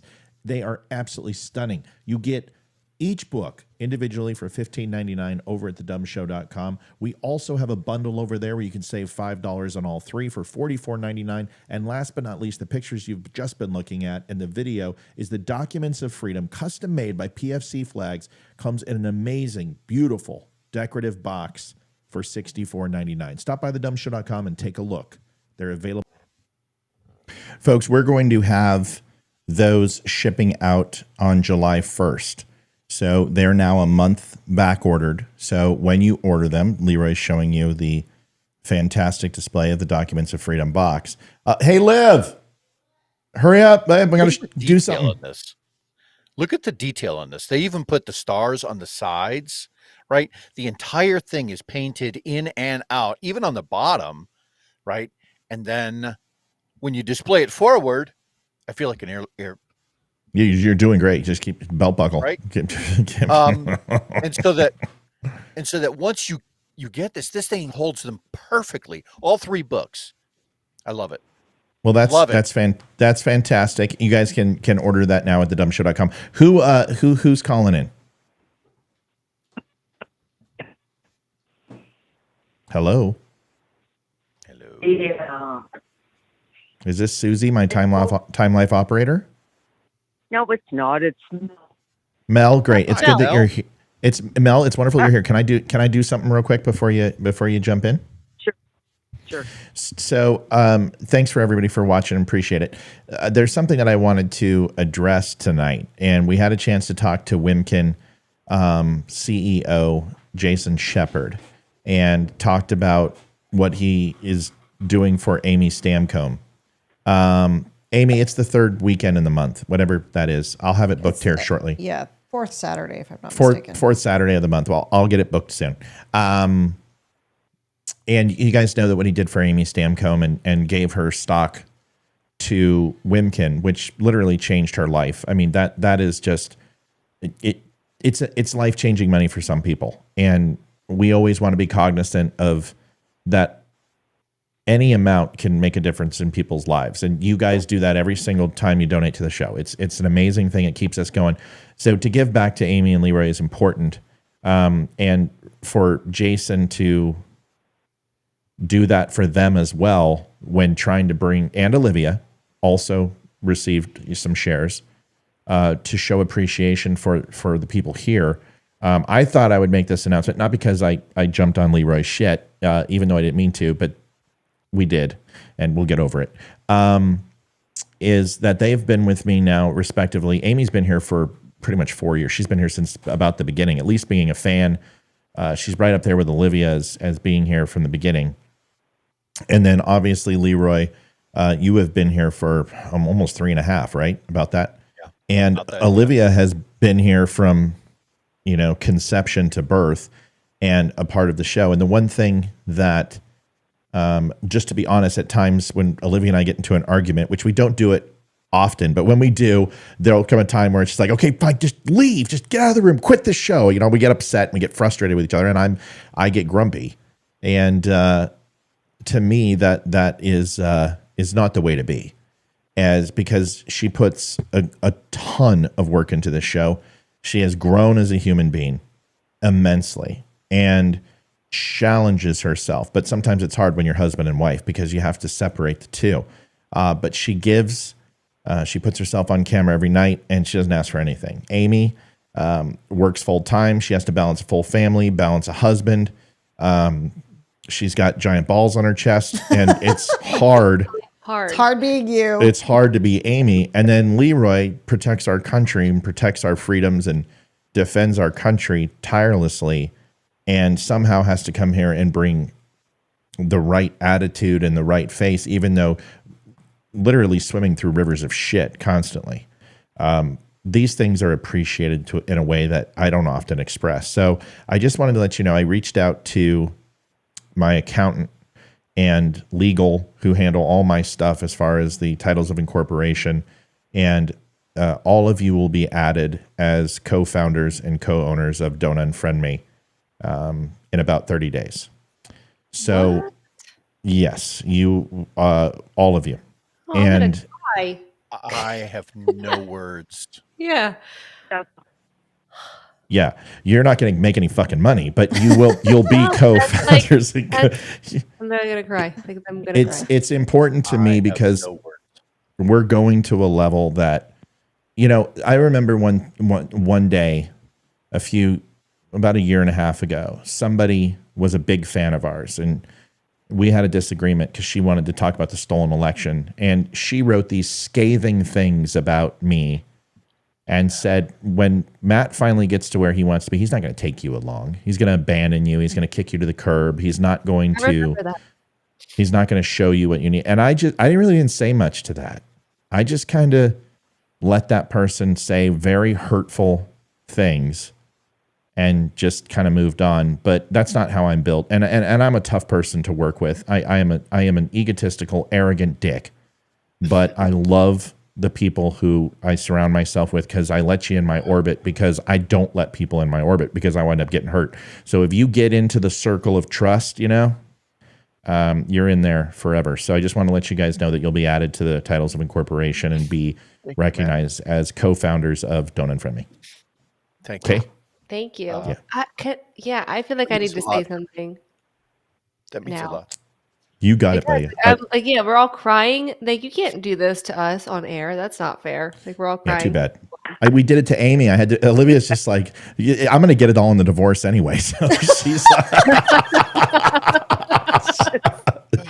so that's why I don't fight with Olivia, because it's like it'll be the Olivia and Amy show, and sometimes Leroy when we want a penis in here. So go ahead, Amy. Please go ahead. I had no idea why you wanted me on this show years ago. I was just like, sure, it'll be fun. I'm all about that. This is great. Let's just have fun, right? And this has definitely made me grow as a person. I love all of you guys. This is means so much to me. And I remember that person writing those things. And I think Leroy and I were both on the show that night, and we were like, well, even if Matt didn't take us along, we're okay with that because we love you. We support, we want this show to do well because we love the show. We believe in this show. And, you know, I hope the day never comes that the show outgrows me being on it. I would love to be a part of it for as long as you'll have me. But it's just, I don't know. I'm still a fangirl, even though I'm a part of this, and I love you guys. And that means so much. Like, I'm literally just trying not to. I put on makeup today, which I haven't done in a week. So did I. My mascara is running. I powdered my balls, and it's funny, Amy. Just going and then we'll kick it over to Leroy. And I didn't expect everyone to say a little something or whatever, but it's important that they do. I do want to recognize Olivia because I have said before, you know, and when I talk about this is mine. Well, it is mine, but it's not only mine. And Olivia and I are going to a very important meeting in Washington, D.C. in the next week or so, and speaking to a very, very, very, very, very prominent person in the conservative movement to form a partnership with and to share and exchange ideas. And the fact that Olivia is going demonstrates that this is just as much hers as it is mine too. And she needs to be recognized as well because the behind the scenes work, she watched every episode when she wasn't a part of the show, and she monitors 7 different social media platforms, and she defends me voraciously against people who say things that she doesn't agree with. And she's my best friend and I love her. And unfortunately, I can sometimes treat her, Amy or Leroy, as they don't deserve to be treated. And I get caught up in my own emotions without thinking. And that is one of my downfalls. It's one of my faults. It's one of the things that I have a short temper sometimes, and I have to remember to own it. Now, it used to be I would let it go for days, months, weeks. Now it usually takes about 10 or 15 seconds before I realize, oh shit, you're being a dork or a dick. So the fact that they all have to put up with that, or they're tired, or they don't want to be here that day, or whatever it is, they always show up. They always put the effort in, and it needs to be recognized. Go ahead, Leroy. First of all, let me just say thank you. I was not expecting that. That is genuinely sweet, and I love you guys. Ditto. You know, this show has allowed so much. It's allowed me to help and get a particular type of voice out into the world, and allow me to kind of, there's a level of catharsis there where I'm able to collaborate with my friends. You know, it's funny. I've physically have never met these people, but I consider them dear, dear friends. And we share so much in common. When I first stumbled over this channel, Matt was talking about his naval career and what he had done. And that was when I realized, oh my God, we have done a lot of the same thing. Yeah. We've been a lot of the same places. We have worked for a lot of the same people. And so there was this natural thing for me to want to reach out and, call it idol worship, call it, hero worship, call it, hey, it's kind of like there's a guy on screen and I think I connect with him.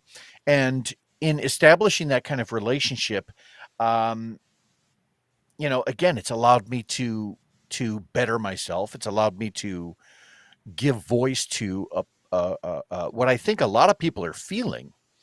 And I really believe in that format. I believe in the little guys who were just kind of bubbling up. I didn't have a voice necessarily in the beginning. I kind of latched on to Matt. I mean, in a lot of ways, you could say I was riding his coattails, and still am, with lubricant.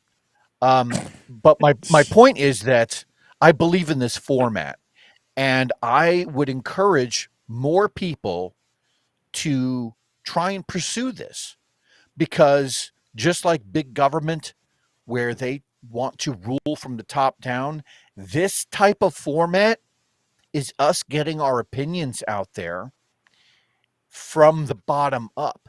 And so I encourage everyone to do it, just not in this time slot on this channel. Yeah, right. Please don't create competition. Mel has been on, I just realized Mel's been on this phone, and Can I say something? yes, you Sorry, can. I know. Mel. That's what I was going to tell Mel. I'm sorry. And she's just like, son of a bitch. You know how much this costs in Canada? Like, literally, I'm being tracked by the government right now. Mel, Livy, go ahead. Well, I had absolutely no idea that you were going to do this. You didn't tell me. But when it came to the show, we've been together for so long and married for so long. It's just the assumption of what's yours is mine, what's mine is yours. We pretty much share everything. We've That's done true. that from the beginning. That's true. So I never thought anything different, but to actually have my name up there is kind of cool. So thank you. I love you. It's I well appreciate deserved. it. I love you too. And you listen, I promise you this, more of the same, more of the good. There's going to be arguments. We're gonna misinterpret each other. We're live. This isn't pre-programmed. We don't do scripts. It's not like Leroy did not have that information pulled up on Reagan, but he did in being extremely intuitive, knowing that he wanted to talk about it. And I just knew to hand it off to him, knowing that he would have it. So that wasn't planned. We don't do that type of stuff. It's just, that's who he is, because we were both trained and developed by very similar people, and we think the same. We also, Liv says it the best. We love passionately and we fight passionately. And that is the truth. And usually it's me being a dick, so I'll try to be better. All right, Mel, from Canada land. What's going on, sister? Well, yes, after that heartfelt whatever, we're all crying again. Yes. Sorry about Congrats that. to you guys. That's outstanding. We love this show. Oh, now you made me cry. You know what's funny is that you almost left this show, and when I heard that you were unhappy, I did whatever I could to try to find your ass. And I've just learned there's some people that I will never let go from the show. And if you're offended or hurt, you get a call from me, and I hear it because anyway. But please go ahead, Mel. Sorry, it wasn't that I was unhappy with the show, whatever. I just didn't want to burden my thing that was going on at the time on you guys or whatever. And I wanted to hide because, I needed to deal with what was happening with me physically. I just didn't want to be a burden or whine or complain or whatever, because that's not what I do. No, and you had never a burden. You had a stroke and you forgot to tell us, and that was like, don't you ever not tell us again? And you I have. know, but yeah, go ahead. I didn't I didn't realize things that I did or said, like whatever, because that's part of that whole process. It's like, I basically cut out the world. I cut out my family. I cut out a lot of whatever. So it wasn't to be offensive to you guys. Whatever. We know that. Sorry. Anyways, long story short, back to the speech today, which was why I called whatever, was Reagan meant what he said.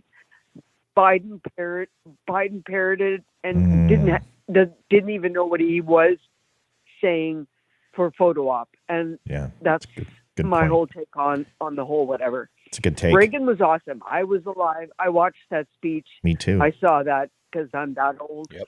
So Reagan, as you Matt to whatever, Reagan was like, he is the ultimate whatever. He was the guy. This thing today was, I felt really sad, and I felt he denigrated Reagan's legacy in that by reiterating 99% of what Reagan's speech was, without the same passion and the same tone, demeanor.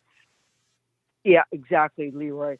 But yeah, it was just, to me, that was an embarrassment to the world, whatever, because Reagan meant it. Biden didn't mean a word that he said that came out of his mouth, I which think that's a very astute was observation. my is really take good. on that situation. It's I good. didn't want to hold anybody up or whatever, but I'm so happy for all of you guys to all be official partners now, because it is. It's a great organization, and I'm only 337 days behind on Olivia joining the Donut Family show. So it's all good. I love you guys. I want to say something to you real quick, and the other mods, is that there are some people who have not been included, and whether it's Kristen, whether it's yourself, whether it's Glenn, I know, but hold on a second. There's a lot of you, Maureen, who have given so much. Other Amy, I mean, there's so many. And I love how her name's Other Amy. But there's like 17 Amy's in this damn thing. But you guys, when we continue to expand this umbrella, this boat will have room for others. And we never want anyone to feel left behind. It's just we have to do this in stages. And you guys are loved and cared for, and everyone on this show. And even if you get your head bitten off, all you got to do is say, you know what? Not too happy with that. And you will build a closer relationship with the people on this show, because we make mistakes. We're human beings. There's no professional here. We're all learning as we go, and we will make mistakes, and we will stumble, and we'll hurt people's feelings. But you're loved. Know that. And I got to get to a couple questions too after this. So wrap it up for us. I'm going to interrupt you, because that's exactly why all of us are there. We don't expect recompense for any or whatever. We believe in you and Olivia and Amy R. Leroy. The whole perception of this, or concept of this whole program, is what draws everybody there, because it's not fake. It's not phony. Everybody gets to speak their mind. Yeah, you get your dick stepped on and blah, blah, whatever, and everybody, whatever. But that's what has been missing in the last 20 years, is nobody gets to talk anymore and voice or whatever, get slap checked or whatever, and then counter, because we don't have that. And the thing is, this goes right across the country, not only in the States, Canada, it's in Europe. You're everywhere. So you've touched a whole bunch of whatever, really weird, eclectic whatevers of the same mindset. It's just, but nobody had an outlet until we all stumbled on the Donut Friendly Show. So don't sell yourselves short. This has been a journey, and it will always be a journey, because if you don't grow and fix or understand whatever, it is a journey. We're all in it with you, and nobody expects compensation. And I can tell by Leroy and Amy and Olivia, they didn't expect it either, because that's not what we came to the show for. We came for honesty, point of view, a place to voice our A's and nays, and not get totally as what you saw with some of your interactions this morning on one of your posts. It's like, there is no discussion. Here we can discuss, we can talk, we can fight it out amongst ourselves, agree to disagree. That's what it was supposed to be all along. And that's what has been missing for a really, really long time. And that's what this show, and it's gaining, as you know, is gaining popularity and gaining whatever, because it's real. It's not fake. You can, if you don't like what you see, they all sneak back going, okay, it wasn't whatever. And everybody creeps back going, oh, yeah, okay. It's a slow process. It never will happen overnight. But one person at a time, if you can change one little perspective, and like I said, nobody's right 100% of the time. We all have fates and faults and everything else. But this show has been astronomical. For me, living across the border and not having an outlet, whatever, and like I said, I stumbled on it a few months ago. But anyways, it's been a really great platform, and it will be great, and it will continue to grow. And I congratulate all of you on how this is going. Well, and that's my rant. we love you, Mel. You're the best. you, Mel. And thank you very much for all that you do. Yeah. Love you, Mel. Yeah, no problem. All right. Love Talk to you soon, buddy. She's amazing. Quickly, Elaine Herklotz. I don't know why I said Hernandez. Jeez. I would love to share your knowledge to the world, but you have some vulgar language that I can't share. Being a Christian, I don't mind it myself, but I don't know that my contacts will take it. You are so knowledgeable, and I would like to share it, but I can't. Sorry. So there's two things to that. One is that I'm never ashamed of the people who I interact with and consider them to be someone who I respect and listen to. I'm never ashamed of those people. And I'm not saying you're ashamed of me, but that to me, I understand, right? If there's someone who I am proud of or I really like and I have shame towards them, I wouldn't share them either. So I don't hold that against you, number one. Number two, I have had this debate. There is nothing in the Bible about cussing. Right. There's not one thing.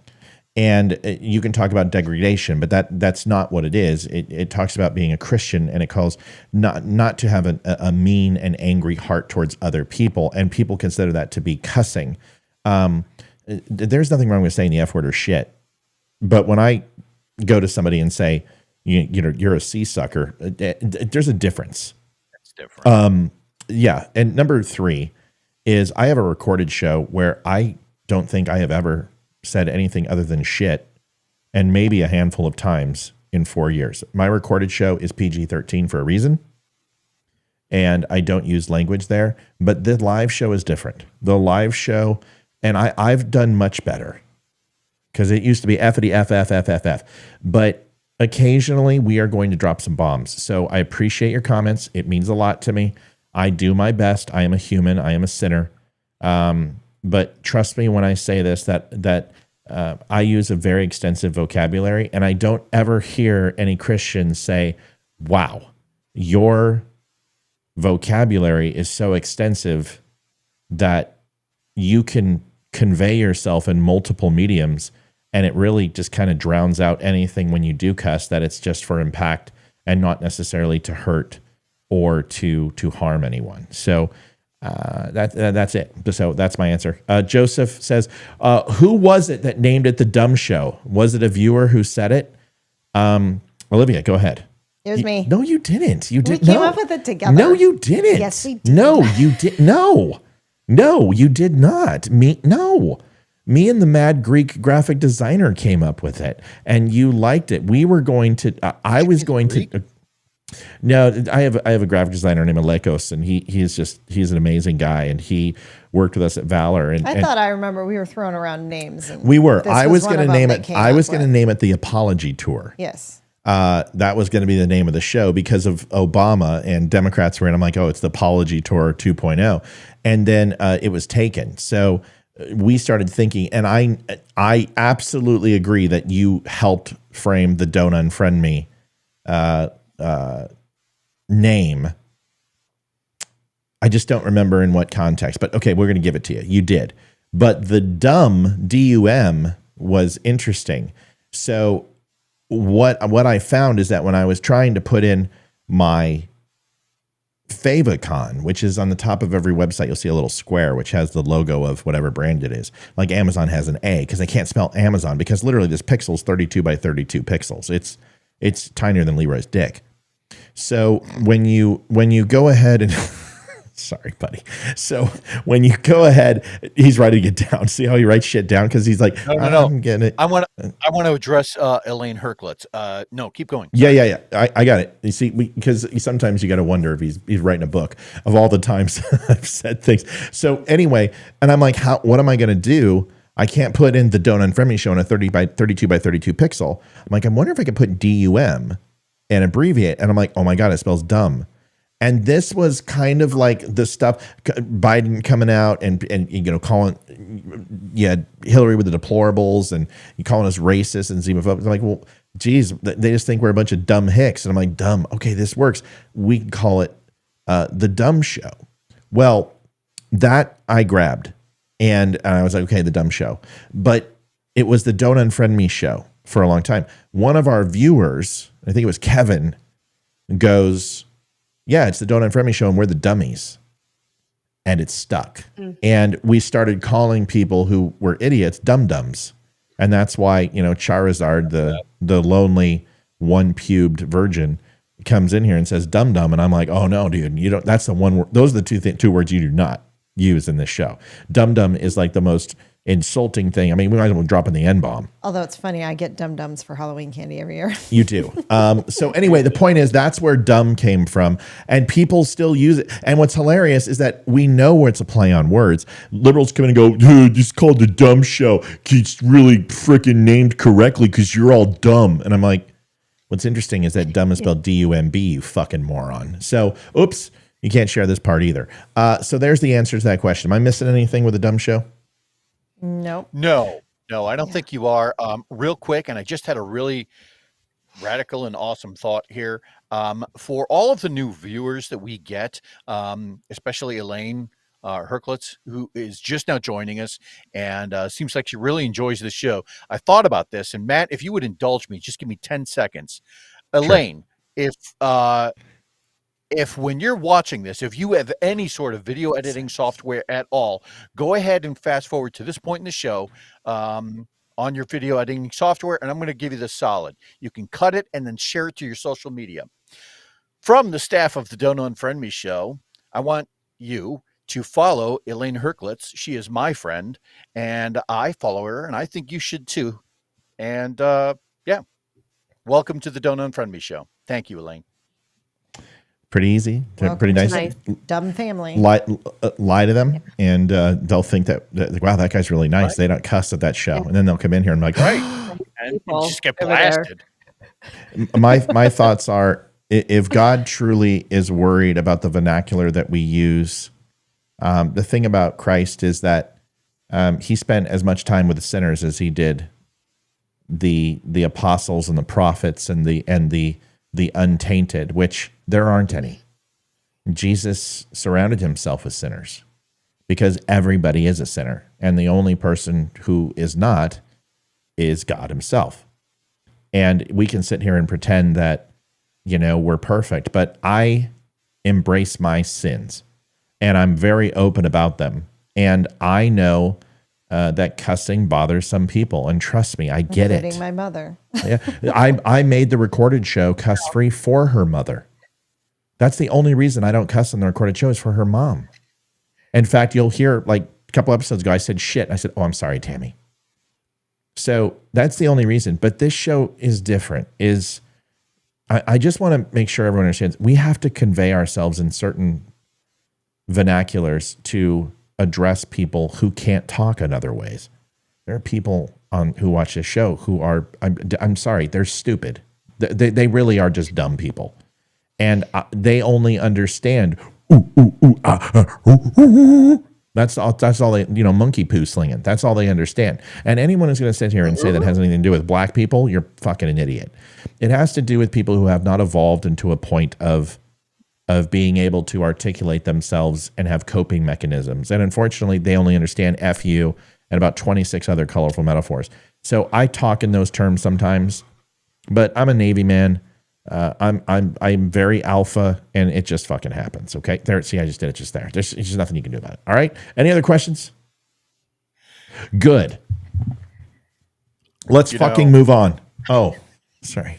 No, I was just gonna say, man, for as Navy as we are, half the time we're actually doing the actual real Navy shit. You'd be amazed at how fucking overboard everything really does go. So when I come here, I really do feel like it's tamed down quite a bit. So you guys have never been into a jick. You've never been on a gold or blue watch, and then all of a sudden, have to fucking combine watches and do another 24-hour or 12-hour stint. You have never seen coffee run out in it. Yeah, you've never been when coffee, literally there's no coffee in a jick. You've never seen the conversation. I mean, I remember my first lieutenant coming in, and we were probably 26 days underway. And he comes in and he's like, where is all the coffee? Where I've been looking for it. It's like, sir, we're out of coffee. You fucking, The ship's walls were ringing. I've had senior chiefs ring the walls. Okay. And I'm not kidding, man, when I say that. I'm not kidding. I mean, the entire ship in that room rings and resonates with the pitch that senior chiefs or master chiefs can deliver. There's nothing like running out of coffee when you're underway.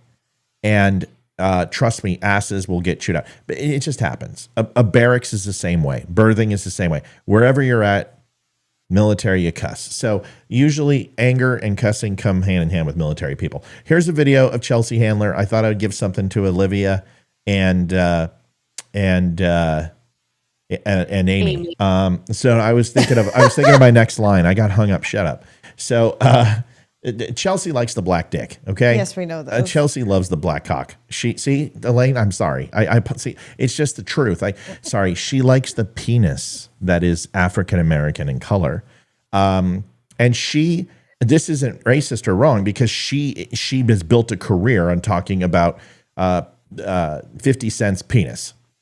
And she is a completely, like, the best way to describe this is that if hepatitis could talk, it would be Chelsea Handler. That's the best way that I can say it. But I want you to listen to this and tell me what you think. This is some racist shit. And it baffles me how. To interrupt because it's 9:00. Do we need to tell our Spreely people? No, I extended it to 9:30, so I was smart. I bumped it, and we've got 5 minutes. Thank you. Good call. We're still up, right, Liv? Let me look. Check Amy, Wimkin. you are so We are on Twitter. Just Wimkin. Spreely. Just Wimkin. That's all we need I'm to just see. obsessed with time. That's it. I Yeah. have. And we an are down obsession on with- Wimkin. Are we on Spreely? We're on Spreely's 25. Nope, I think we're going down on Spreely. Okay, so I just need to extend the time. Sorry, Spreely. Sorry, Wimkin. All right, here we go. Let's watch this one part and then get reaction, and we're getting out of here.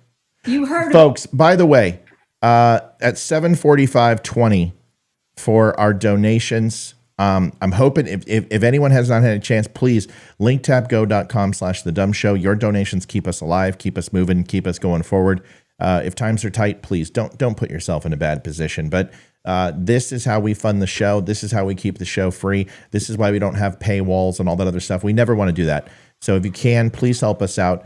We lost 90% of our revenue from Facebook, and you are our primary source. So linktapgo.com/thedumshow. You can tip, and you can do a PayPal donation, or you go to the Dumb Club, or pick up some shirts at thedumshow.com. However you want to participate. If you can't do that, just send us a like. Send us, give us a share, whatever you can do. We would appreciate it. Here's the video. ex-boyfriend, right? 50 Cent, and his support of Donald Trump. Yeah, what's going on between you? I saw your tweets and I go, wait, what's happening? Because you said he was your favorite ex-boyfriend, and then what does he do? He's supporting Trump? He says he doesn't want to pay 62% of taxes, which, by the way, isn't a plan of Joe Biden's. That's a lie. So he doesn't want to pay 62% of taxes because he doesn't want to go from being 50 cent to 20 cent.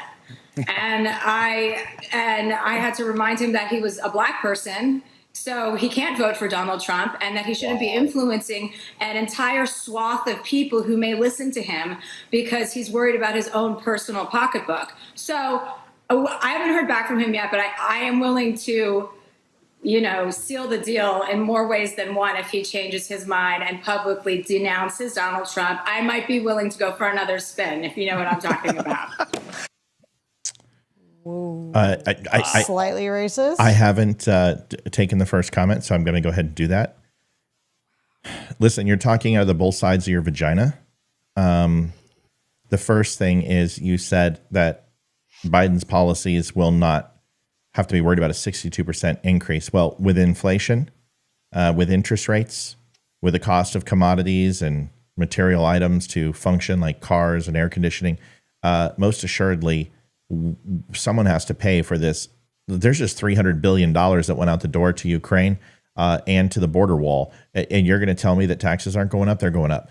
But then in the second half of the statement, you said that he shouldn't go ahead and tell people about this just because his personal finances are going to be impacted. Which one is it?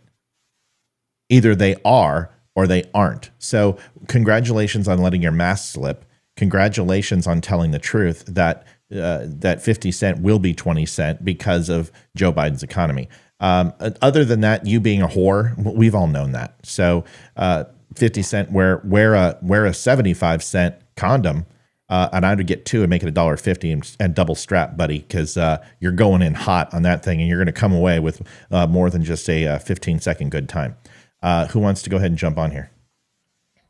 I remember we used to watch her all the time. Yeah. And she was hilarious.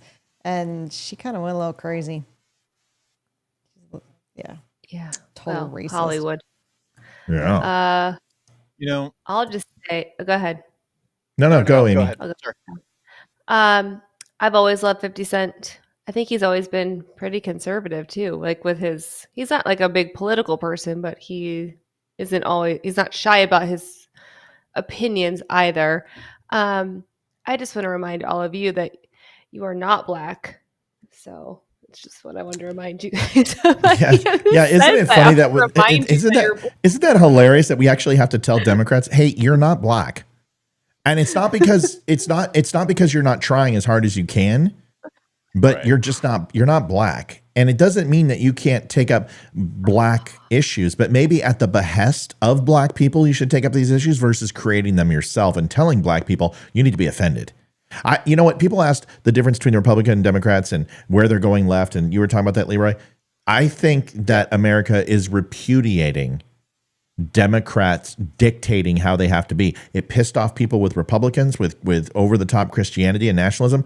And now it's pissing off the American public because they don't believe that they have to pretend that a guy is a woman, that they get their kid's dick lopped off, but that child can't make a decision until they're 18 about other things, but they can go ahead and make a sexual decision that will metamorphose them into a gelding for life.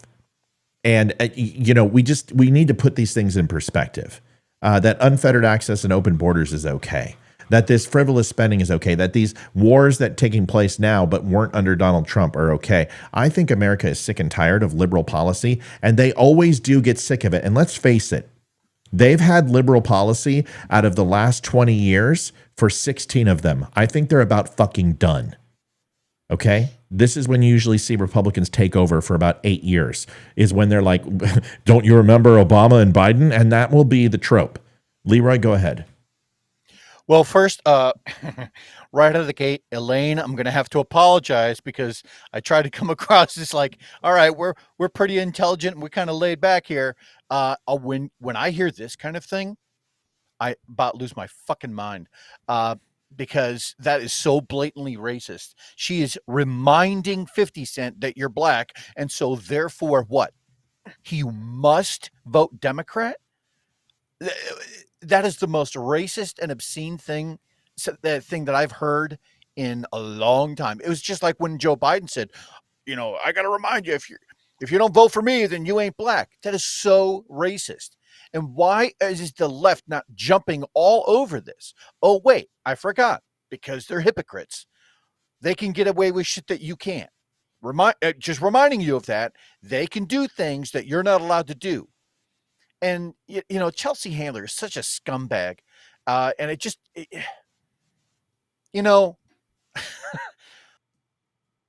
she must. And if you have a problem figuring out whether you're for me or Trump, then you ain't black. Did you hear that? There's your soundbite. You got more questions, but I tell you, if you have a problem figuring out whether you're for me or Trump, then you ain't black. And you don't know my state. My state was a slave state. My state is a border state. My state is the 8th largest black population in the country. My state is anything from a northeast liberal state. We should make sure that we have no one going to jail for a drug offense. They go directly mandatory prison. Jeez. He's always not sure been that stupid. Everyone caught my insult, but when Chelsea Handler farts, she blows out all of 50 Cent's known babies. Oh God, dude, that's good.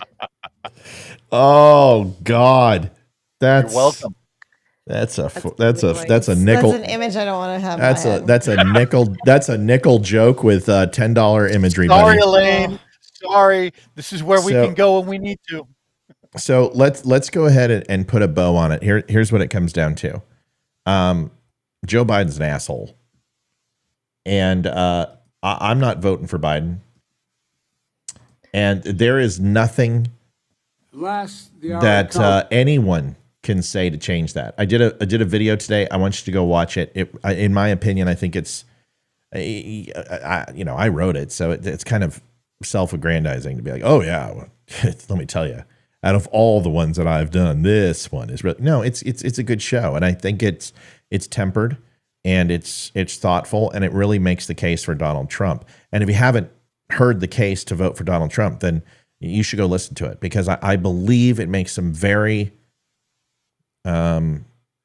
direct and honest points, and I think you'll like the show. It's doing very well. Go take a look at it. It's titled, and here is the cover, if you haven't had a chance to see it, somewhere. Here it is. Why I Am Loyal to Trump, episode 623, June 7th, 2024. Go take a listen. I think you'll like the show. I am going to go from my left to right. So, Olivia. Thank you, everyone who donated tonight. I hope you all have a great weekend. Appreciate it. A little slow tonight. That's okay. We're not putting them on the pressure. It's the end of the week. People got to go and get their drink on. Amy, go ahead.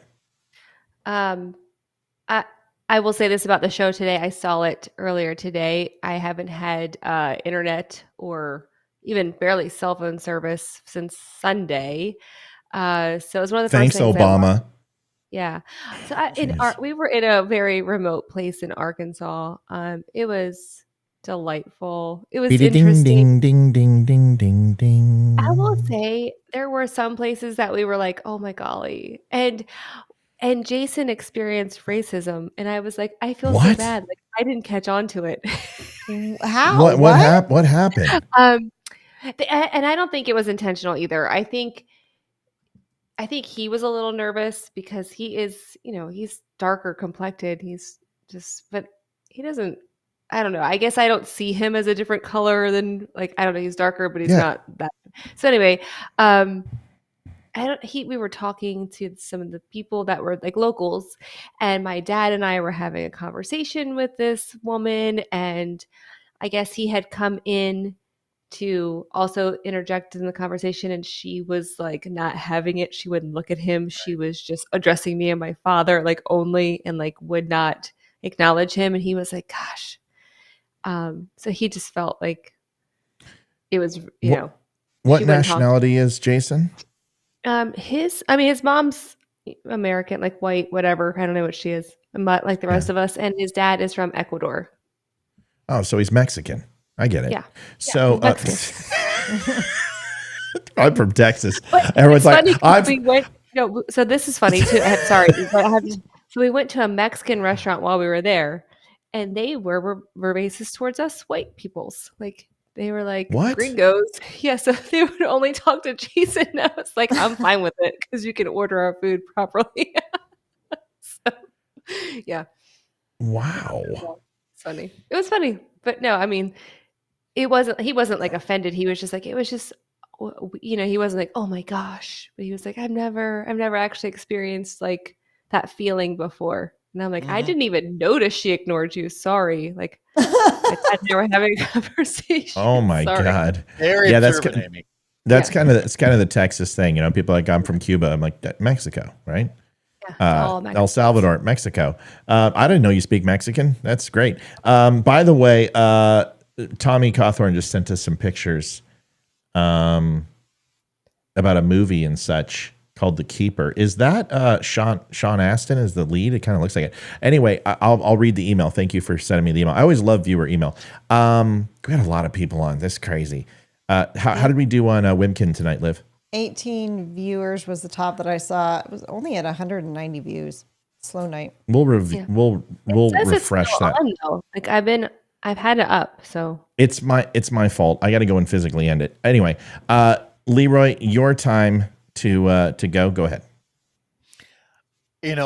While Amy was talking about that, I'm sitting here writing down everything that I wanted to cover tonight, which was a big shout out to both Spreely and Wimkin, and welcome all of the new viewers. And then she started talking about the racism, and literally it's bizarre because literally not 6 hours ago, I had this discussion with people that I work with. Matt and I, more than he even realizes sometimes, we share a lot in our history. I worked for a retail establishment at one point that was very inner city, and I was the only white dude in the store. And so I remember hearing all of this way racist shit that was thrown at me, like shit about the white boy and that white boy going to come back to work tomorrow. And you know, and it was just like, this is so bizarre. Wait a second. And black people were working? Oh, Jesus. Jeez. I can do it too. Listen, yeah. Oh, clutch your fucking pearls, people. Give me a break. Go ahead, Leroy. So my point is that literally we had this discussion earlier where the racism that was directed at me about being a white dude, and I'm like, you fuckers don't know that I'm necessarily all white, you know, do you?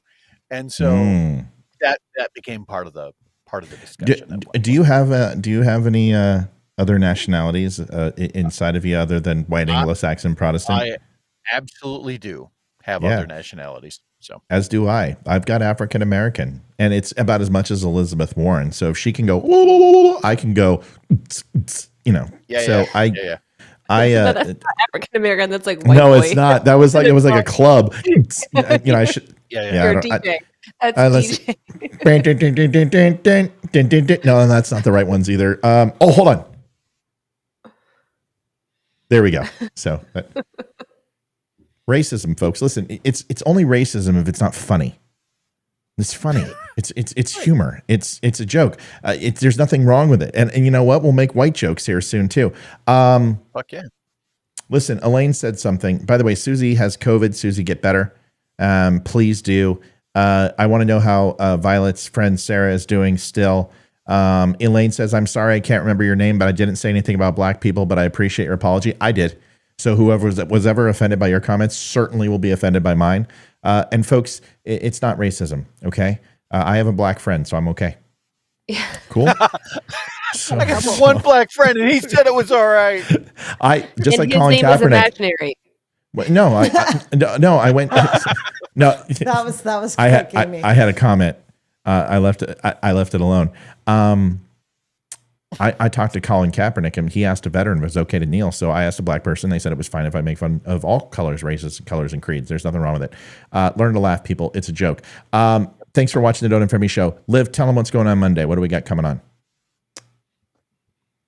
I have no idea. Besides 7 o'clock, Liv. Oh, I thought you were thinking like something new. I'm like, Olivia and I are releasing our sex tape. We realize our celebrity is a little low, and we're gonna go. Leroy's like, I already got it. I just no. Shh. That was the one you and I streamed together. Be quiet. Don't say anything. 7 o'clock. We're gonna be live on Monday, and Amy and Leroy will be here. Do you guys think? Is that gonna be okay? I'll be here for sure. 100%. Monday? Absolutely. Okay, so we'll do it Monday. We'll have a recorded show. We'll have some news come out. We appreciate you. Folks, thank you for everything you do. Thank you for keeping the Don't Infame Me show popular. Thank you for always sharing. We really love you. And the fact that we've got so many people on is a great news. Good night. Thank you for watching the Don't Infame Me show. We'll see you next time. Leroy, I'm sorry I got snippy with you that time. I'm going to say it again. I love you. I appreciate you. I love you guys. And Olivia, I really do not believe your mother sells her body for money. It was just... No, but I would. I would sell mine. No, I couldn't get a lot for it. I could get about a nickel, but but an interesting fact I have about her mother is that she used to do a particular type of dancing. Oh, the Irish she was a belly. jig. She was a belly dancer. She was a belly dancer. Yeah, right. So yeah, she was. Awesome. She did a. Yeah, she did a lot of. She grew up dancing from the time she was a little girl, and she's very, very talented, and certainly not equivalent to a whore, but she did dancing and was a belly dancer. And when I heard that about her, I'm like, get the fuck out of here! Your mom? No way! And it's I saw her costume one time. She showed it to me. It's not that she's a very attractive older lady, and you know, but I just didn't. I didn't. If she was hot. Well. Yeah, that's not what it's about because I can't see her that way because I want to throw up when you say that. But a lot of people think my mom is very pretty. Yeah, she's a very pretty lady. And look at Olivia. Are you kidding me? Olivia looks like she's like 20. My mom looks like she's like 50. I feel like I have to sniff her like Biden because you know she's look at her. She looks. I can't. It's ridiculous. I'm gonna be old and gray and old and broken, and she's gonna look like she's 30. What's that? should. Can you Photoshop all of us doing? Dude, I can. First of all, you know better than that. You don't even need to ask that. Now go ahead. With you at the back, me in the front, maybe sniffing Amy sniffing Olivia. Can you put all of that together on a? That would be fantastic, right? Everyone send me a picture with your hands doing this, with your head to the side like this. Everyone send me that picture, and I can absolutely. We can all sniff Joe Biden together. Sounds great. I love it. We'll do a shirt, folks. God bless. Thanks for watching. We'll see you after the weekend. Have a good one. Take care of each other. Anything important happens, you can come back and we'll be on. Okay. Good night, everybody. God bless. Night, y'all. Love you guys. See ya. Adjusting transmitter output. Thanks, guys. Love you both. This is the Don't Unfriend Me Show with your hosts, Matt, Leroy, Amy, Olivia, and Mike. Geopolitics, military analysis, and election coverage. Coming to you live on the Spreely.tv network and all major social media channels at The DUM Show. Honest, direct, unfiltered. We can agree, we can disagree. Just don't. Olivia is not in Big Fork. She's in Whitefish.